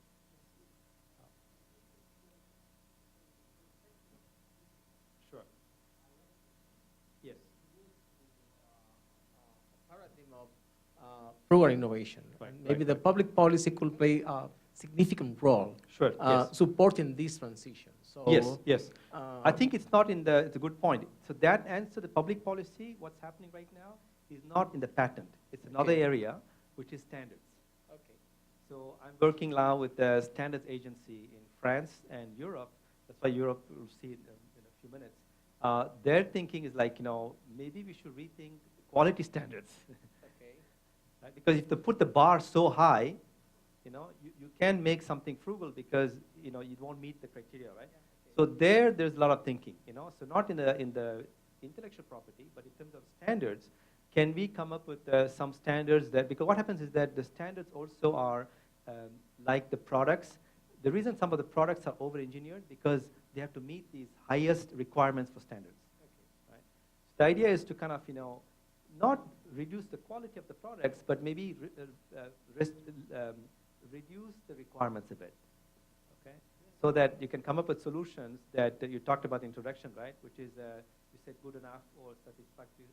Good enough without being of poor quality, but without being over-engineered either. So that's happening in different standard agencies. For example, they are realizing that you'll see a slide, right? Because you have to kind of come to that sweet spot where it is affordable, it is good quality, it is sustainable, and it's an equation with 4 variables to solve, right? And the more requirements get complex, the more it becomes a nightmare, for engineers to solve it, because you have to check all these, requirements, right? So that is happening already. The standard agencies in Europe are beginning to think about, how do we make for example, it also happens the other way around, which is what they're finding in some cases that frugal innovations can provide, I talked about mobile payment, it can better comply with regulations because you have more traceability. Okay. Right? So in that case, actually, Frugal Innovation can better support certain regulations like, in financial sector or in healthcare sector. The new trend is to make drugs in micro factories that are no bigger than a container and can make drugs 10 times faster and reduce emissions by 90%. And the FDA, and that's one answer for you, the regulators have to work with the frugal innovators from the beginning to make sure that the thing they're developing incorporates some of the compliance. Yes. And I gave an example this morning of exactly right. So the public procurement can be, and I gave an example this morning, I don't have it here in my slide. It's happening in Paris where there's a big project for building the subway system, extending subway system in Paris. It's a $38 billion project. And exactly the procurement office is thinking about, how do we use this public spending procurement to encourage experimentation, working with startups or mid-sized companies who have unproven technologies but could be very frugal. Frugal, social, because it could bring social benefits, frugal for the environment, and frugal for economy because they can reduce the cost of, total cost ownership of the whole project, right? So yes, we are beginning to see definitely a lot of interest in the procurement as well. And Dr. Guzman probably can talk about that as well. I totally agree with you. I think the government sector has an important role to play in terms of creating the right legal framework. And you will see particularly for that answer, the next section, because the next section I'm going to talk about a whole new blueprint for building a whole different economy. And I can tell you right now, if the government isn't on board, it won't happen. Because the kind of thing coming up next are very radical. So, and there is no regulation yet. Yes. So that's right. So this is why the government has to become, you cannot anticipate. You can never anticipate. But for example, in Finland, there is a government agency called Tekes, T-E-K-E-S. And essentially, anyway, so they actually they are funded by the parliament of Finland, and they focus on identifying what are the next big trends that the policymakers should be ready for and propose proactively regulatory framework. Okay? So that's one country that always think about how can we be one step ahead of the private sector. By monitoring, these trends. So. All right, so I think, is that okay if I go to the second part? And so let me kind of move on to the second part, which I think would be interesting for you, where I think that this is where frugal innovation can bring incredible benefits for your country. Because we just launched this book. This is a new edition of my book. And as you can see, we talk about do better with less, no more, do more with less. Why it's important? Because with climate change, we have to do better for society and for the planet using fewer resources. And you know that there are 17 Sustainable Development Goals defined by United Nations. These are the goals to help all countries, particularly developing countries, to improve access to healthcare, education, food, and et cetera, et cetera. Great goals. The good news is that, I want to start with the good news. The good news is that they believe that if countries and businesses work together to achieve the goals, they could generate about $12 trillion in new economic value worldwide. That's a lot of money, right? That's the good news. The bad news is that to achieve the goals, you need nearly $5 trillion. And today, there is a shortfall of $2.5 trillion. And most of this money must be invested in developing countries. And you can imagine that 10 years left from now to 2030, there's no way we are going to find this money. Okay? So we have to find frugal ways to achieve SDGs. Again, right, without saying glass being half empty. Oh, I cannot achieve SDGs because I don't have the money. That's not the right way to think about it. So we have to look at what we already have to achieve SDGs without complaining that, we don't have a lot of money. And we have to do that very quickly because because you know that the UN report shows that we only have 11 years left to reduce the global warming so that it doesn't go beyond above the 2% increase. Because after that, there's nothing we can do to save the planet, or actually save humanity, because it's going to get really bad, okay? And so that means that we have to quickly start thinking about, frugal business models to reduce global warming, and we only have limited time to do that. And this is where I think that there is a whole new paradigm now to think about our economy in the future. I call it a frugal economy, for a lack of a better term, which is more inclusive and more sustainable. And the foundation of this is what I call conscious prosumers. And the idea is that consumers used to be very passive. I just buy something and I consume, and then I buy more stuff. Now they're becoming more prosumers. Prosumers means producers and consumers, because now they have access to tools, platforms, where they can create their own products and services, sharing them, making them, and reusing them. Okay? So that's something very exciting, that more and more customers, especially your generation, will not passively consume like before my generation.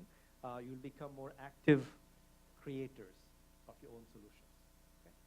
And you're more conscious, because the way you will consume is making sure that your consumption is not negatively impacting the society and the planet. Okay? So that's why I mean, conscious consumers. And this generation, your generation of customers, will be building this frugal economy on using three pillars, which I want to talk about: the sharing economy, the maker movement, and the circular economy. And of course, if you build the frugal economy, my belief is that you can achieve the SDGs, because the SDGs will be already incorporated in all your innovation. So it will be by default. Okay? It's not like, I develop a product, and then I think about, how can I make sure this product is compliant with SDGs? No. It should be built in. Okay? And so I want to kind of show you how it can be done with the sharing economy. Many of you know that you're familiar with the sharing economy, right? It's about car sharing, people sharing their cars. With Airbnb, you can share your apartment. This has been going on for about 10 years now. And it's estimated that the sharing economy will grow from $15 billion to $335 billion, almost becoming as big as the rental market. Okay? But this is consumer-to-consumer sharing, you and I sharing, okay? C2C sharing, if you like, which is exciting, because that's already a big shift. I don't have a car. I will never have a car in my life. Right? I use Uber, I use ride sharing. In Europe, you have something called BlaBlaCar. You can share cars with others now, long distance. Right? So that's the sharing economy among consumers. But I think the more exciting news is what happens when you take the sharing economy and you apply this to businesses. When businesses start sharing resources, right, then you have, we can call it B2B sharing. And I think that when that starts happening, it's already happening. That's why I put it below the iceberg, because we don't see it, but it's starting, okay? And when people see this, it will be a many trillion-dollar market, okay? And this is important because all societal, economic trends often start with consumers. You know that, right? And then it moves to the business world. Okay? That's how it is, because consumers tend to be more sophisticated than companies, or more risk-averse. Think about instant messaging. You may be young, but in the 90s, today everybody's instant messaging. But back then, companies actually didn't use instant messaging, because people were afraid, oh my God, what do you mean employees can chat? That was like, oh my God, that's a ridiculous idea, right? But teenagers were doing it, right? And so everything starts in the B2C and then goes to B2B. So what I want to use, excite you with some entrepreneurs who are building this economy, the B2B sharing. And the way to think about the B2B sharing is, one of the famous example of a B2C sharing economy is Uber, right? It's for car sharing. Now you start thinking, okay, what if I create an Uber for, and then fill the blanks. What if I create an Uber app for farmers? What if I create an Uber app for hospitals? Right? So let's think about what happens. You create an Uber app for farmers. Same idea, right? Press the button, somebody shows up at the door, right? Imagine you do the same thing for farmers. What it means is that you press the button and somebody shows up with a tractor. Okay? He says, I'm here to help you harvest. That's exactly what Rohtash Mal did. So he started a new company at 60. He was the former CEO of India's largest tractor company. They make tractors. Realized that the tractors he was selling were too expensive. They were relatively not cheap, but not too expensive. But even that was too expensive for farmers because today many farmers in India are committing suicide because they have too much debt. So they can't afford to buy a tractor. It's a capital equipment, too expensive, right? So the idea is like, can you create a new model where you deliver a tractor as a service on demand? Okay? Just when you want to harvest. Okay? Or for land preparation, when you're seeding. Right? But it could also be services. Maybe somebody comes, was an expertise, agronomist, and they can help you look at your soil quality and say, how can you, for example, improve the quality of the soil? Or something happening in India because the water level, as I said, is going down in India. They're thinking about how do you transition from water-intensive farming to organic farming that uses less water. So these are the kind of knowledge that farmers don't have because they learn to do certain things from their fathers, their grandfathers, right? And now they need to modernize agriculture. Okay? And so they are providing those services as well on demand, pay-per-use. Okay? So this is the idea of Uber for farmers. So basically, farmers can share their equipment. Okay? I have an extra tractor. I'm not using it. Oh, that farmer needs it. Okay, why don't I rent it? Okay? And then it goes beyond that because they can also share the knowledge. So there's a project in India. It's now in Africa as well. It's called digitalgreen.org. You can visit it. And it's the American Idol for farmers. So farmers can tape video. It's like YouTube meets American Idol for farmers. So basically, you film the farmer, and he shows, with a lot of pride, I came up with a new technique, to grow, bananas or something like that, using less fertilizer, less water, and they film it, and they upload it, and then people vote, other farmers. And then if there are some really amazing innovations, an NGO in another village can say, oh, I can implement that in my village. It allows for knowledge transfer. It's really interesting. A World Bank, and it would be interesting to study for Caribbean region. The World Bank did a study that no one talked about, sadly. They found out that in 2005, anyway, the idea is that if India can share its knowledge, that means this farmer takes his knowledge, shares with another farmer, that knowledge sharing, open innovation, if we call it today, can increase GDP by 2.5%. 2.5%, just by sharing knowledge. Because what happens is that all the knowledge is in, islands, knowledge islands. Right? They have to be connected. Right? So this is the sharing of knowledge, not just resources. Right? And this company is working with governments, different regions, to create a hub and spoke model. Okay? So there will be all the resources available, and they can dispatch, to different villages. Okay? So this is the new platform they're building. You can think about Uber for hospitals and other industries. Like this is a company called Flow2 in Netherlands, which has built a platform to help hospitals make the most of their equipment. So let's say this afternoon, in my hospital, I'm not using my X-ray machine or CT scanner. Another hospital can send their patients. Okay? It's like same thing as a car, right? It's an equipment. It's not being used. Somebody else can use it. Okay? So they're connecting hospitals so they can keep each other's assets, fully utilized. Same thing happening in construction equipment, right? So a lot of assets can be shared. So the B2B sharing could start with waste. My waste becomes your input. Then you can start sharing equipments like this, physical assets. There is also models to share employees. And in France, there's a company that hires in full-time employees, experts, and then they get shared with the small, medium businesses. See, small, medium businesses cannot afford to get an engineer like you. It may be too expensive for them. So they will hire you, and you will go on a rotation. Let's say that you're an expert in green farming, okay, or whatever, right? And then you can be used as a consultant for these mid-sized companies. So that's another way, to share expertise as well. Okay? So this is the kind of model that we're emerging. This is the, the B2B sharing. And then quickly, the maker movement is also very exciting because you have, as you know, I don't have to tell you, with 3D printers, it's more and more easier now to print your own products. But I want to kind of give two examples from the nonprofit sector and for the for-profit sector of the kind of how frugal it can make 3D printing, right? The power of 3D printing is to make things extremely affordable, right? So for example, many kids are born without the hands, and if you want to equip them with a prosthesis, it costs $35,000 in US. And oh, sorry, I went too far. And so you have this NGO called Enable the World, and essentially they have open source CAD drawings for designing a prosthesis.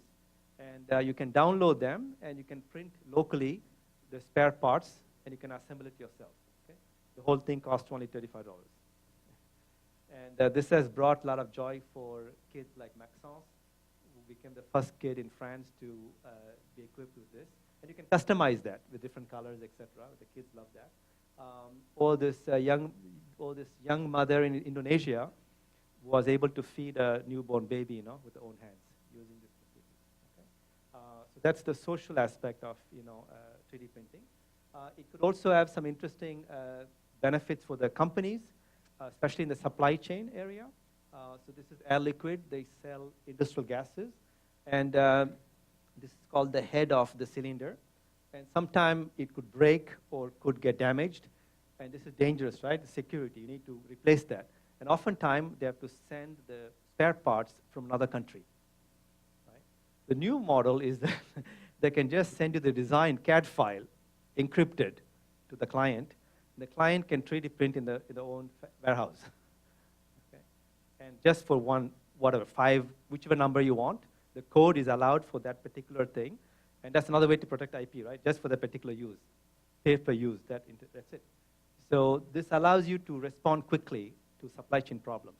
Like airplanes are looking, Delta Airlines, American Airlines are looking at how to use 3D printing to 3D print spare parts in different hubs in the world. Okay? So otherwise you get the plane grounded, waiting for a long time, right? So now you can quickly 3D print something locally with the right encryption, etc. So, but where I think I want to get to is this, where you can actually think about 3D printing as the new model of manufacturing, okay, for Dominican Republic. And there's something like that happening in India with a company called Imaginarium. And I went to visit them. Actually, they don't have a big factory.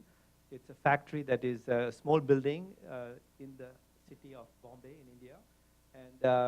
And they use both high-end additive manufacturing, as you know, the technology used for 3D printing, as well as basic 3D printers as well. But the idea is to help doctors, for example. In India, we see a new trend where it's happening in the US as well. Doctors are becoming entrepreneurs. Right? They team up with an engineer, and they say, I'm not very happy with the existing medical solutions. Can we create our own solution? Okay? It could be a drill for a surgeon, to drill the skull. Okay? So that surgeon says, you know what, I'm not happy with the existing drills. I want to make my own drill. So now they can start 3D printing the medical device they want. Okay? Just one unit, okay? Just to prototype something. Okay? And something like this is very difficult, right? You 3D print with a typical 3D printer. But with them, you can do that. Or this is the exciting news. This is actually some jewelers, people who make jewelry. What's happening is that young people who come from families of jewelers, they are not interested in making jewelry. Okay? It's boring and too manual intensive, but they like computers. So the idea is, how do you take the young people to say, hey, up and there, it has gone from $35, as you know, to only $5 now. And it's actually a microcomputer, right? It's a computer the size of a credit card. And this allows now a lot of engineers to come up with incredible solutions. They have sold 15 million units, as you know, worldwide.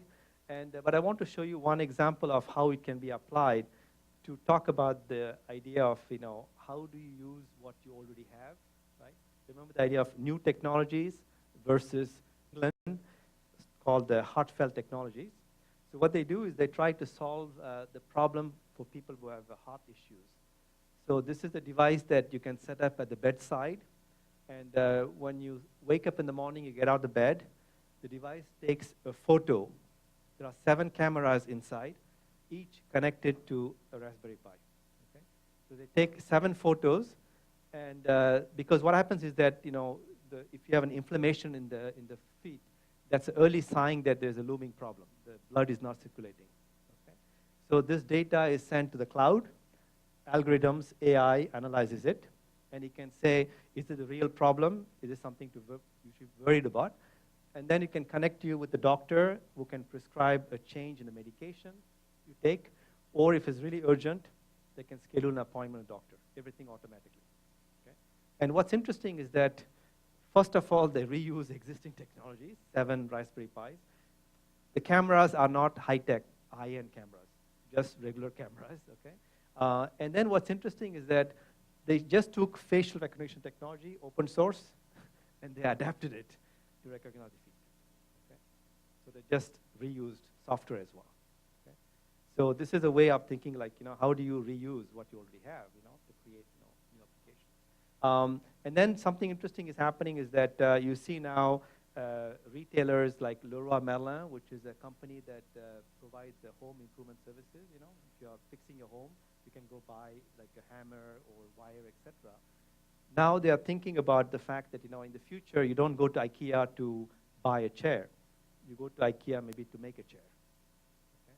So they are converting several of the stores into maker spaces like Fab Labs. Right? And this is the next to Paris, for example, and where you can go and say, no, I want to make my own product.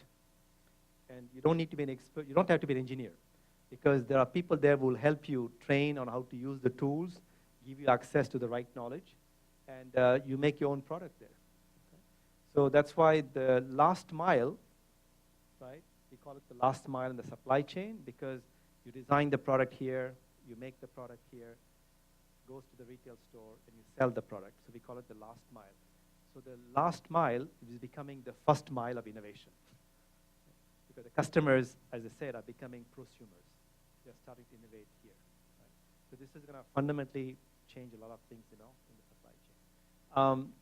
And then the third one, which I want to talk about, is the reusing. And this is the idea of the Sukkah Economy. How many of you are familiar with the concept of Sukkah Economy? So a couple of them. Okay, good. So there are 7 or 8 in the room. So I want to very briefly explain. The idea is that today we have a linear economy where we take raw materials from Earth. We make an iPhone. I use it for 2 years. Oh, my neighbor has a new model, so I get rid of it, and I buy a new phone, right? And the new phone uses more raw materials, right? So this is what's happening, right? So we make something, use it, get rid of it. It goes into landfill. The new model is like, you know, how do you design products in such a way that after you finish using it in 3 years, the company can take it back and recover all the materials inside to make a new product. That means that you don't have to get rid of your product and use product. You can actually reuse it again and again. Okay? So that's the promise of the circular economy. And there are some specific design techniques called the cradle to cradle. So this is cradle to grave, right? So you take raw materials from the source, Mother Earth, and it goes die somewhere, right? So this is called cradle to cradle. Okay, so we redesign again products using the same materials, and this is being applied at different levels. The companies that make the carpets in this, probably like this one. There are 2 big companies called Target and Interface. They are both committed to becoming circular enterprises.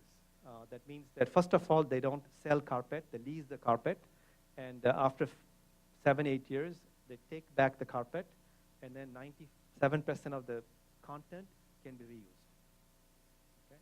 So because they design in such a way that it can be easily, you know, decomposed and reused. So that's happening in the ones industry. But since you are young engineers, I thought that you'll be inspired by this engineer. This is Cassandra Dolage in Paris. She has developed what looks like a vending machine, right? A coffee vending machine. except it's actually a circular economy happening right here in the office. So what they do is that you take your dirty coffee cups, you drink 5 coffees a day or something, and then end of the day, you bring all your dirty coffee cups. Oops, wow, and you put all your plastic cups inside, and then essentially it disassembles it, and then there is a catalog. You can say, okay, I want to take the plastic fibers and make a protective case for my cell phone. Okay? And it 3D prints it locally. So the idea is to make students and employees aware of the fact that what you throw out like this, actually don't look at that as a waste. It could become the raw material to make a nice product. Okay? It's about changing the mindset, about how people look at waste. Okay? So waste can become a new resource. So this is something that she has developed. She's only 25, huh? I'm so jealous. My generation never thought about this thing, but your generation thinks that way, right? So, and I like this because it's a closed loop, but you see, right in the office. You don't have to send it to another factory, right? It's happening right in front of your eyes. Okay? But this is happening on a large scale as well. Jaguar Land Rover, the company that makes cars, they have a goal by 2025 to make sure that 50% of the aluminum in the car is recycled material. Okay? And so what they're doing is that today they are taking all the factory, they're taking all the aluminum scraps in the production process, they're giving it back to the supplier who processes it and makes new parts that are sold back to the company. Okay? And in the next 10 years, what they want to do is actually take even like, Coke cans and purify it and use it as input to make, parts, etc. Okay? So that's the goal by 2025. It's become a circular enterprise as well. Okay? And you can see that it's not easy, but they're working with suppliers to make that change happen. Because without the suppliers, they cannot do that. And Levi Strauss that makes jeans, they also take plastic waste from the oceans. There are a lot of plastic waste. They take old plastic bottles and they upcycle it. They convert that into jeans. Okay? There's a whole collection called Wasteless, which is made up of 8 to 10 plastic bottles, old waste plastic bottles. And where it gets even more interesting is this idea of upcycling, where you can actually, every time you recycle, what happens if you can create more social value, right, as I said, and more beauty as well. And this is Fiam, which is a company in Italy. They make beautiful glass furniture. So what they did is they took all when they make furniture, there's a lot of glass that is not used, right? Scrap materials. They took all the scrap glass and they gave it to young designers from a design school who are not known at all, right? Young people. And they said, go design something beautiful with that. And they came up with these interesting pieces. And they were exposed at the Milan Furniture Festival, which is the most famous, prestigious furniture show. And they all sold out in a few hours. And these designers became rock stars. Okay? Nobody knew them, and overnight they became famous. Okay? So that's one thing that companies can do as well. They can take the waste. It's happening also in other industries, like in US, there's a clothing company called Eileen Fisher. So they take your old clothes, and they have a new technology in New York where they can disassemble. It's very difficult, to disassemble the clothes. But their clothes are designed in such a way that you can easily disassemble it, and they give all that to young designers to make more beautiful clothes. Okay? So that's something that is what we call upcycling. So, but you can go one step further. So I think the trend now is to think about, as I said, not reducing your carbon footprint, but enlarging, your ecological handprint, do more good for the planet. And this is a good example. This is a company called Interface. They make the carpet here like this. And they are building a factory. It's called Factory as a Forest, because in the forest is very generous. The trees share a lot of nutrients, etc., with the surrounding. So the idea is what you've built a factory that generously shares services. It's called ecosystem services. that are things like, carbon capture, it could be clean energy, clean water, etc. So for example, can you generate potable water as a byproduct of the production process that can be provided by local communities, okay? Can you create clean energy using solar panel, and excess energy you can provide to local communities, okay? So suddenly the factory becomes, a very virtuous factory, as opposed to, when you think about factory, right, you think about polluting, bad, but this could become the kind of the future of the factories, which is very virtuous, okay? Doing more good for the society and the planet than harming the society. I want to conclude, though, I know it's a long presentation, I apologize, but I do want to conclude with you as, students, right, and faculty members. How can you lead the frugal innovation revolution? And this is the part that I wanted to come, because it's the most exciting part. So I really think that, especially in this school, you have an amazing opportunity to lead the revolution, not only in the Dominican Republic, but globally, okay? So why is that? Because, let me kind of explain. Sorry. This is Cristina Figueres from Costa Rica. She's a diplomat, as you know. She's famous because she's the one who helped negotiate the climate treaty, in Paris. You know that, right? So, she was the powerful woman behind the scene who got all the countries to agree on, climate change agreement. And when she was interviewed in a magazine called New Yorker, she said, "What is the biggest challenge that the world is facing?" She just draw this image. And of course, as you can understand, what she's saying is that we need to find a way to create more economic growth with less emissions, right? So it's called decoupling. We need to decouple growth from emissions, okay? And that's kind of what, I'm proposing, right, is essentially how do we learn to do better, right, economically and socially, with less in terms of, using resources and polluting less. And I think that you can actually help this country, your country, Dominican Republic, to actually build this frugal economy, because I do think that you need to have that kind of engineering technical mindset, right? Very, very important, because you're actually building not a product, you have to architect the whole system. So I think that your talent could be highly valuable in creating these three pillars for this new economy. And I do think that you can apply, that was fast. You can apply frugal innovation, to do better with less, more values using fewer resources. But where you can shine clearly is when you start adding a factor of 10x, right? Or you can even go like this, right? 100x cheaper, right? And this is where it becomes powerful, right? Anyone can do more with less, right? But if you can do something like this in healthcare, energy, education, you name it, then it becomes disruptive. So everybody asks me, like, your solution, frugal innovation sounds like disruptive innovation. It is, if you do this. Then it becomes really disruptive, right? So that's going to be, an opportunity and a challenge, right, for you. Like, I call it 10x, 100x challenge, right? How do you come up with solutions that deliver, 10x, 100x more value using 10x, 100x resources?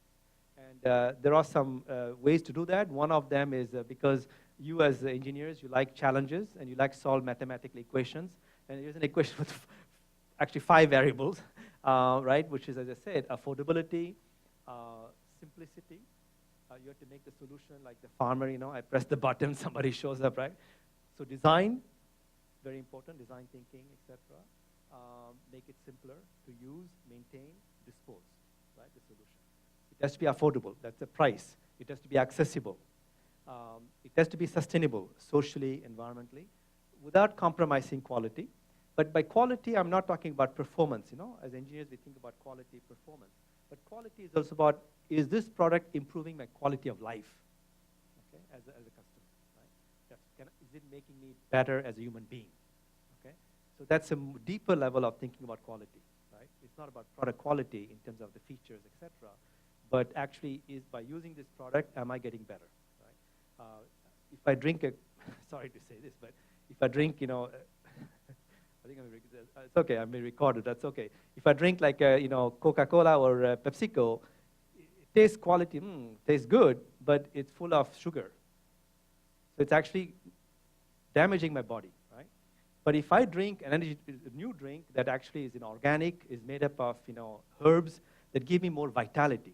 Because sugar gives you a boost. That's why we feel good, when you drink this carbonated drink. But over time, it damages the liver. You know the details, right? So now you can have the same thing, and the two of my friends were looking at that, using the Ayurveda principles from India. How do you create energy drinks that give you more energy without the side effects? I mean, really the energy. Yeah? The plants like ashwagandha, I take that every morning. That's why I can do this talk for 3 hours. Right?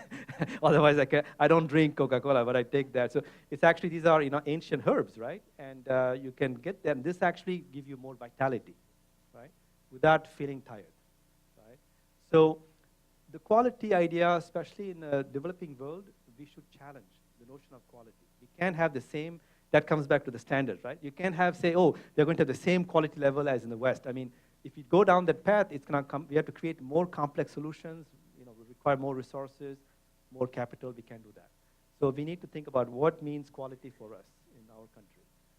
And then, of course, these solutions need to have a purpose. So you young people want to work for companies, right, that serve a higher purpose, a bigger purpose than just making money.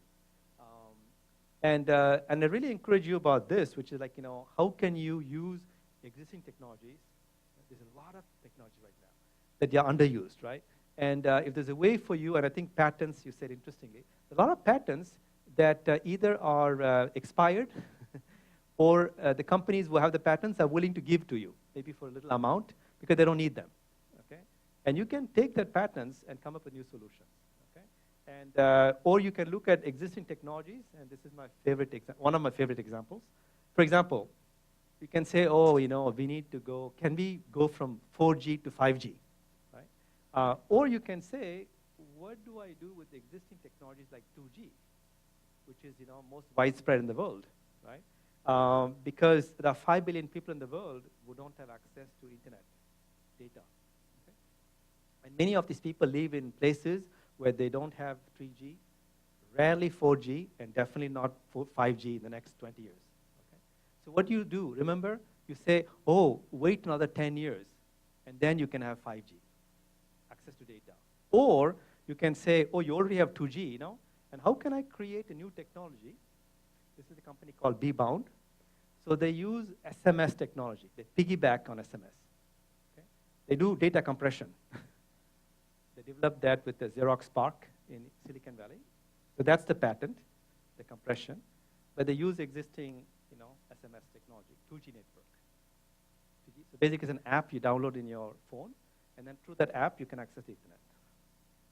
Okay? So they team up with telecom operators and governments to bring data access to poor countries in Africa and Asia, etc. Okay?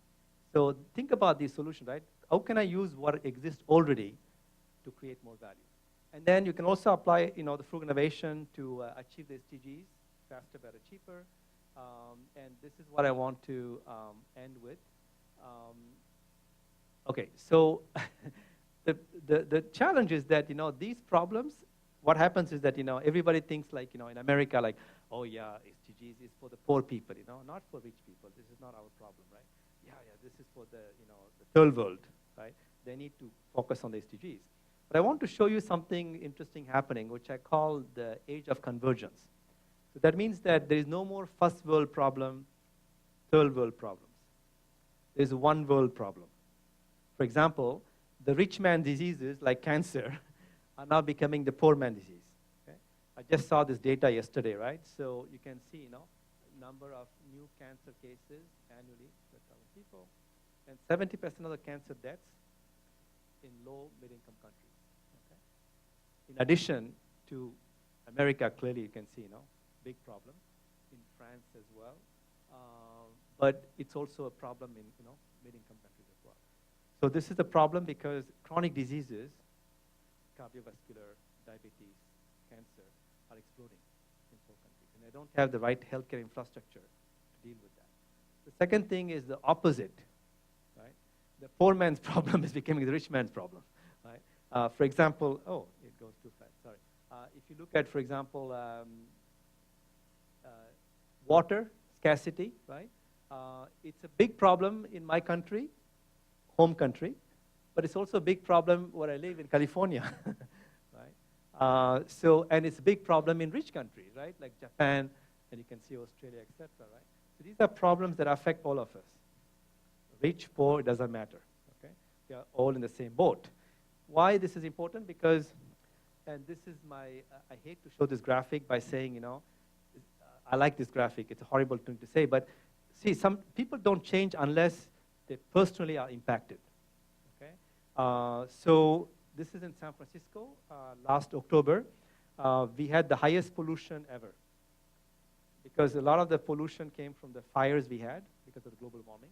But more and more pollution is coming from Asia as well, China and India, traveling, okay, the particles.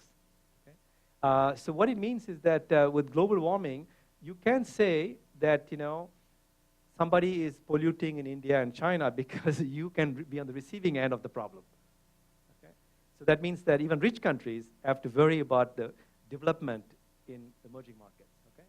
So what does it mean is that I want to close with this, that you have an interesting opportunity here in Intech to engage with other developing countries and rich countries to co-create frugal solutions. So these solutions can be useful for your country or South America, or it could also be used, you know, globally. So this is just one example. I'm part of this project. That's why I wanted to share this with you. This is what Vaibhav Chabra is doing. He's a mechanical engineer by training. Did his internship at MIT, and then came back to India to set up the first makerspace fab lab in India, and he started training young people in India on how to use the different tools, etc. But more recently, in the last 3 years, he's running this program called the STEAM School. This is a very exciting 2-week program where they bring together 100 students from France and from India over a 2-week period, where they introduce the SDGs and they pick 5 SDGs to focus on. Healthcare, education, water, and sustainable living, okay, in the cities, smart cities. And so the way it works is that you can see the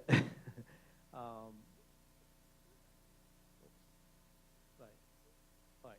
So the first day, all the students are anxious. They don't know what they signed up for. You know, like, oh my God, what I'm doing here.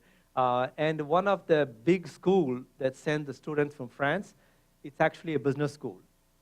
And I really like this because, you know, it's very rare to see a business school sending, you know, MBA students, you know, to actually go get their hands dirty, right? But they come here and they understand what the problems are.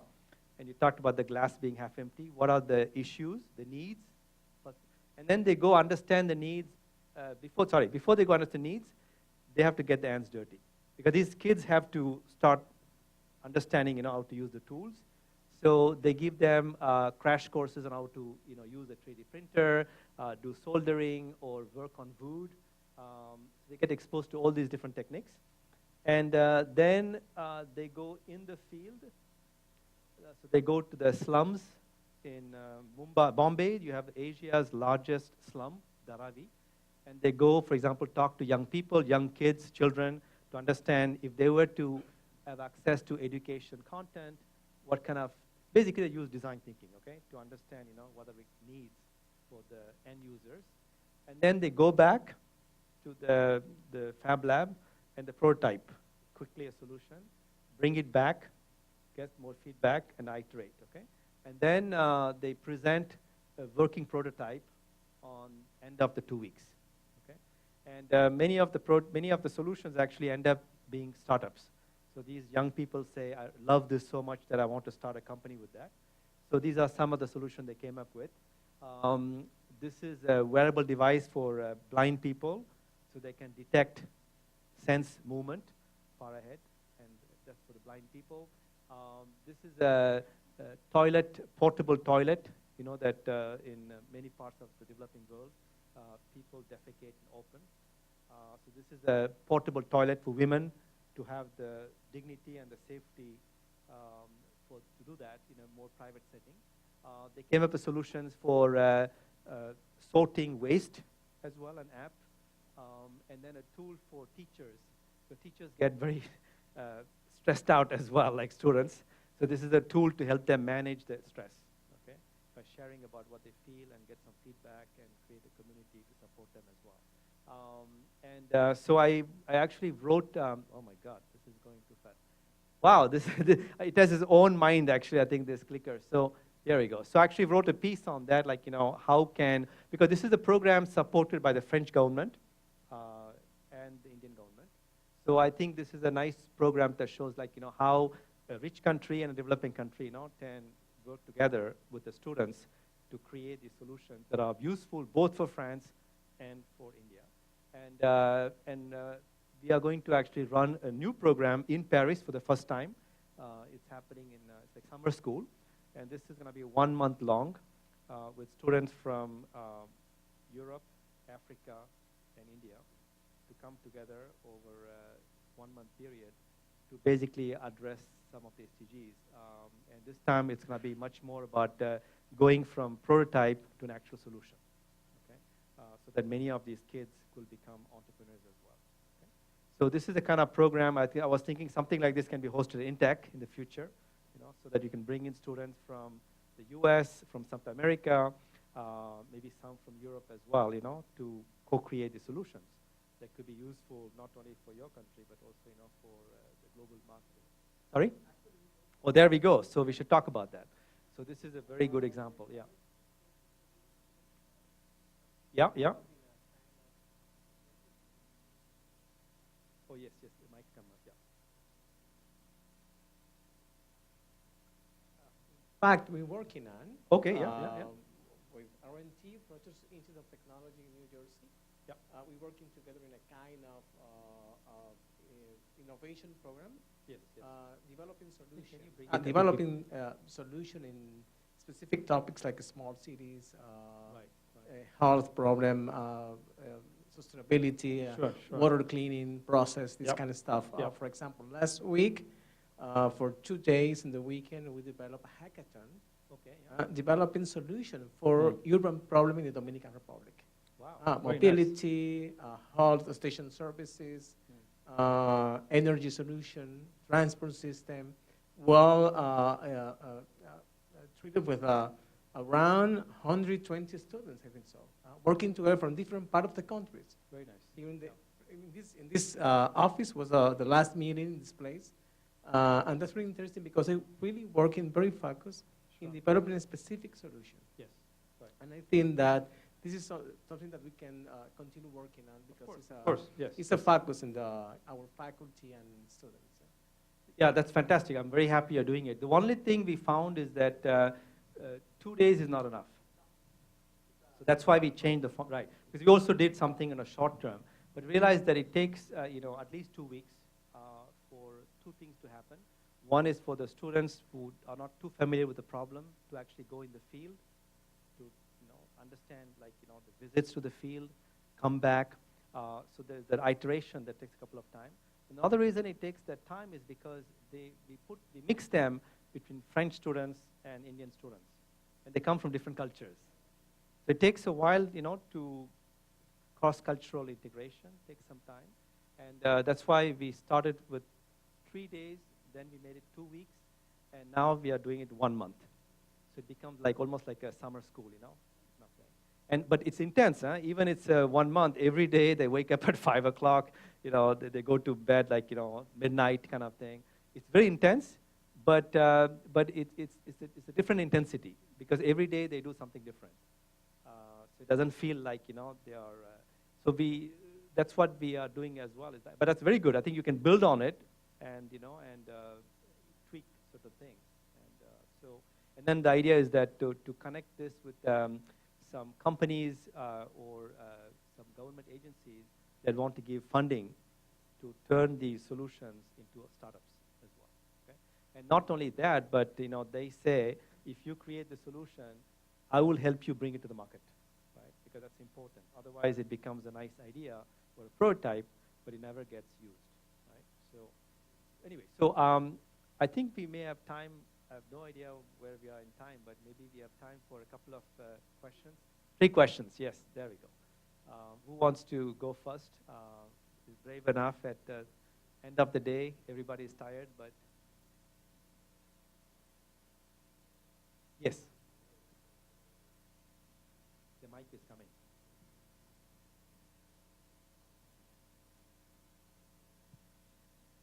Hi. So, when you mentioned that people usually don't want to change until they see what's wrong, right? Imagine that we actually have the ideas. Because as you mentioned, for example, the hackathon that we did a week ago, I was one of the winners. But, congrats. Thank you. But still, what happens is that people, you don't know how people are going to think. You don't know if they want to adapt to the change. So that's what I was thinking. I'm not clear still on how we can get people to change.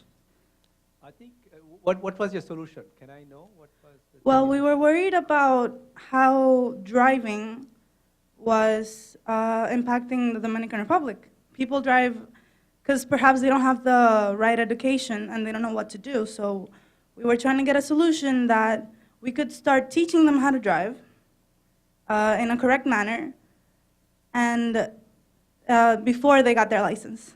So we can try to eradicate that problem. Thank you. I think getting people to change is always difficult. And as you know, there are only two ways to do that. Human beings, we are emotional beings. One is the stick, if you don't do it, you get punished. Another one is the carrot. There's an incentive, to change. Unfortunately, that's how people change. I'm not a big fan of stick. I don't think it works. I'm a believer in incentives, giving them a reason to change because they have something to get out of that, right? So you have to present it as an opportunity. So there are different techniques. There's a whole field emerging. As you know, the Nobel Prize for Economics was 2 years ago, was for Thaler, who is an expert in nudging. It's called behavioral economics, right? So different tools now that can be used to nudge, which is encourage people to adopt better behavior. Okay? And the way you do that is with rewards program. There are some, they have to gain something if they learn. And if you're, there's something like good driving. I don't know about here. In America, there's an incentive system. It's a company called Progressive. It's funny, I wrote about them a long time ago, but now they're becoming very famous, especially for young people. So it's actually a, what do you call it? Not pay as you go. It's an auto insurance program with a device in the car that measures how well you drive. If you're a bad driver, your premium goes up. Okay? They can get the data in real time. They can see, for example, are you driving recklessly? Do you brake too often? And, and what kind of neighborhoods you're driving, and things like that. And this is a way of actually, incenting people to improve their driving behavior, right? State Farm as well. So I think Progressive was the very first, and then State Farm and others, begin to adopt it as well. So that's how I will start thinking about, what is the incentive for me to change? I used to think, it's the right thing to do. I think it doesn't work. Even at my level, I see that, a lot of things I want to change. Unless there's an incentive, we don't do it. So that could be incentive for me. That could be one way to do it. There's also another nudging technique, which is called peer pressure, which is essentially comparing your driving habits with your friends. Right? And then you start creating pressure, right? This is happening in many domains, like, especially here would be interesting. There's a company called O-Power. They send you your energy bill, and they can show, for example, how much electricity you used compared to your neighbor, things like that. So that kind of peer pressure is important. For example, if you do some savings, there's a lot of things happening in the US right now, is to use the technique to get people to save more. So every time you save $5, rather than buying a cappuccino at Starbucks, every time you put that money, you say, instead of buying a Starbucks coffee, I saved it, that goes into your saving account, and then the text message to your friends hey, I saved $5, and they say, oh, that's fantastic, kind of thing. So there are ways essentially to encourage people, to make it rewarding, the change. Okay? And then the other thing you can do is as well, gamification. how do you gamify the solution so it's fun to do it, right? That's more on the design of the solution. So that's why, remember, the simplicity is very important. If it's not simple enough to learn, I won't do it. Because changing is already difficult, and then you're asking me to learn how to change in a very complex way, I won't do it. Right? So I think that's why I think that the solution has to use a set of incentives and things like peer pressure and gamification, to get people to adopt that. And then once the critical mass has done it, then they can become the advocates. Because young people don't trust, brands, so you can actually connect them together, and they become the champions and advocates, for getting other people to change. That's why you have to think about changing maybe 5% to 7 to 8% of the target audience. If you can get them to change, then they become the change advocate. You can't try to change everybody. That's not possible. I realized that in my own field that I don't want to change all the companies. If I can change 5% of the big companies, that's a good start. Then others will look at say, oh my God, if they have done it, we should do it as well. So if otherwise, it won't happen. So. Other questions?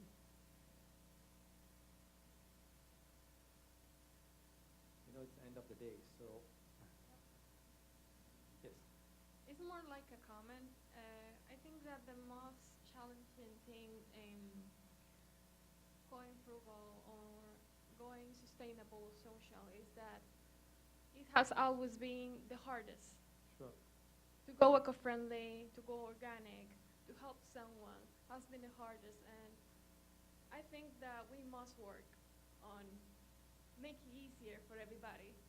So it's rewarding not only because you do well, Of course. but also because you save money or because it's easier or you feel better. Yes, yes, Yeah. yes. I think that's a good point. By incentives, I don't mean financial incentives, right? There could also be these, I donate a lot of money to a lot of charities who protect animals.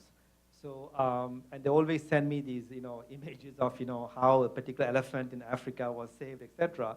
So that's how I get the reward, that I realize that actually I'm making impact, with the kind of money I'm giving, right? So I think that doesn't have to be financial rewards. It could be also this kind of, media content I receive about that shows what what I spend is actually helping me, make a difference, in the society or the environment.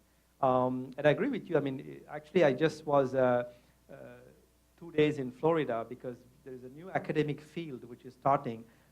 It's called Transformative Marketing, part of another field called Transformative Consumer Research. And what we are trying to do is essentially like, how do you get consumers to change so that they make wise and conscious choices? Okay? And we are looking at things like mindfulness, the technique, but other things like nudging, etc., to think about how do you get consumers to consume, but in a way that is socially responsible and environmentally responsible. Okay? You're not telling people don't consume, but consume in a way that is you're aware, conscious of what impact you can have with every dollar you spend. Right? So this is a very exciting field because maybe the message to the consumer is not you consume more, but you consume better. And this is very difficult for companies to understand because marketing is always about creating needs, right? So we are now starting this very exciting new academic field in business schools. Think about how do you train future managers to understand that your job is not to sell more stuff and make more money, is to make the consumer become a better person. Right? Why they should do that? Because if you make that, especially young people, they will work for you, they will buy from you because they think you're serving a larger purpose. Right? So this is why I think that in engineering school, they need change. But I'm more confident about engineering schools and technical schools like that because for you, this is so, you get it, right? But in business schools, that's where I have a lot of problems. Right? Because in business school, they teach you from day one that, as a future manager, your job is to maximize profit. Forget about society and all the externalities. This is not your problem, right? There you have to go. So that graphic I told you about the 4 things, that's my problem with business schools. Like, they say, oh, I was recently in America in a business school, right? There's a 21-year-old kid, it's like, yeah, but you can't do that at the same time. Sustainability and affordability won't work. Right? But engineering school, like, of course, it's the equation, right? You have to try to solve, it's like a problem, right? That's what we're trained for, right? But in business schools, it's very difficult for them to understand. How can you be profitable and at the same time do the right thing for society? Because they think that doing the right thing for society and environment, there's a cost. And your entire goal as a manager is to minimize cost. So they don't see the upside of doing it, especially in the long term. And also they're focused on the short term. Right? So they don't have the concept of engineers, when you design a product, you think about life cycle of the product, right? But they don't think that way, because business school is about next quarter. Right? They don't care about long term. Right? So and that's why I think that in an engineering school like this, that's why I said in the slide, you are better positioned more than business schools to lead this trend. Because ultimately, you have to design the products, the processes, and the system to make it happen. Then the business school people can manage it. But before they manage, somebody has to build it. Right? So people who actually build are people like you. They just talk the talk, but the engineers are the ones who actually build it. So, all right, thank you so much. Yes, come. Thank you. Oh, yeah, sure. Thank you very much. Thank you. Great pleasure.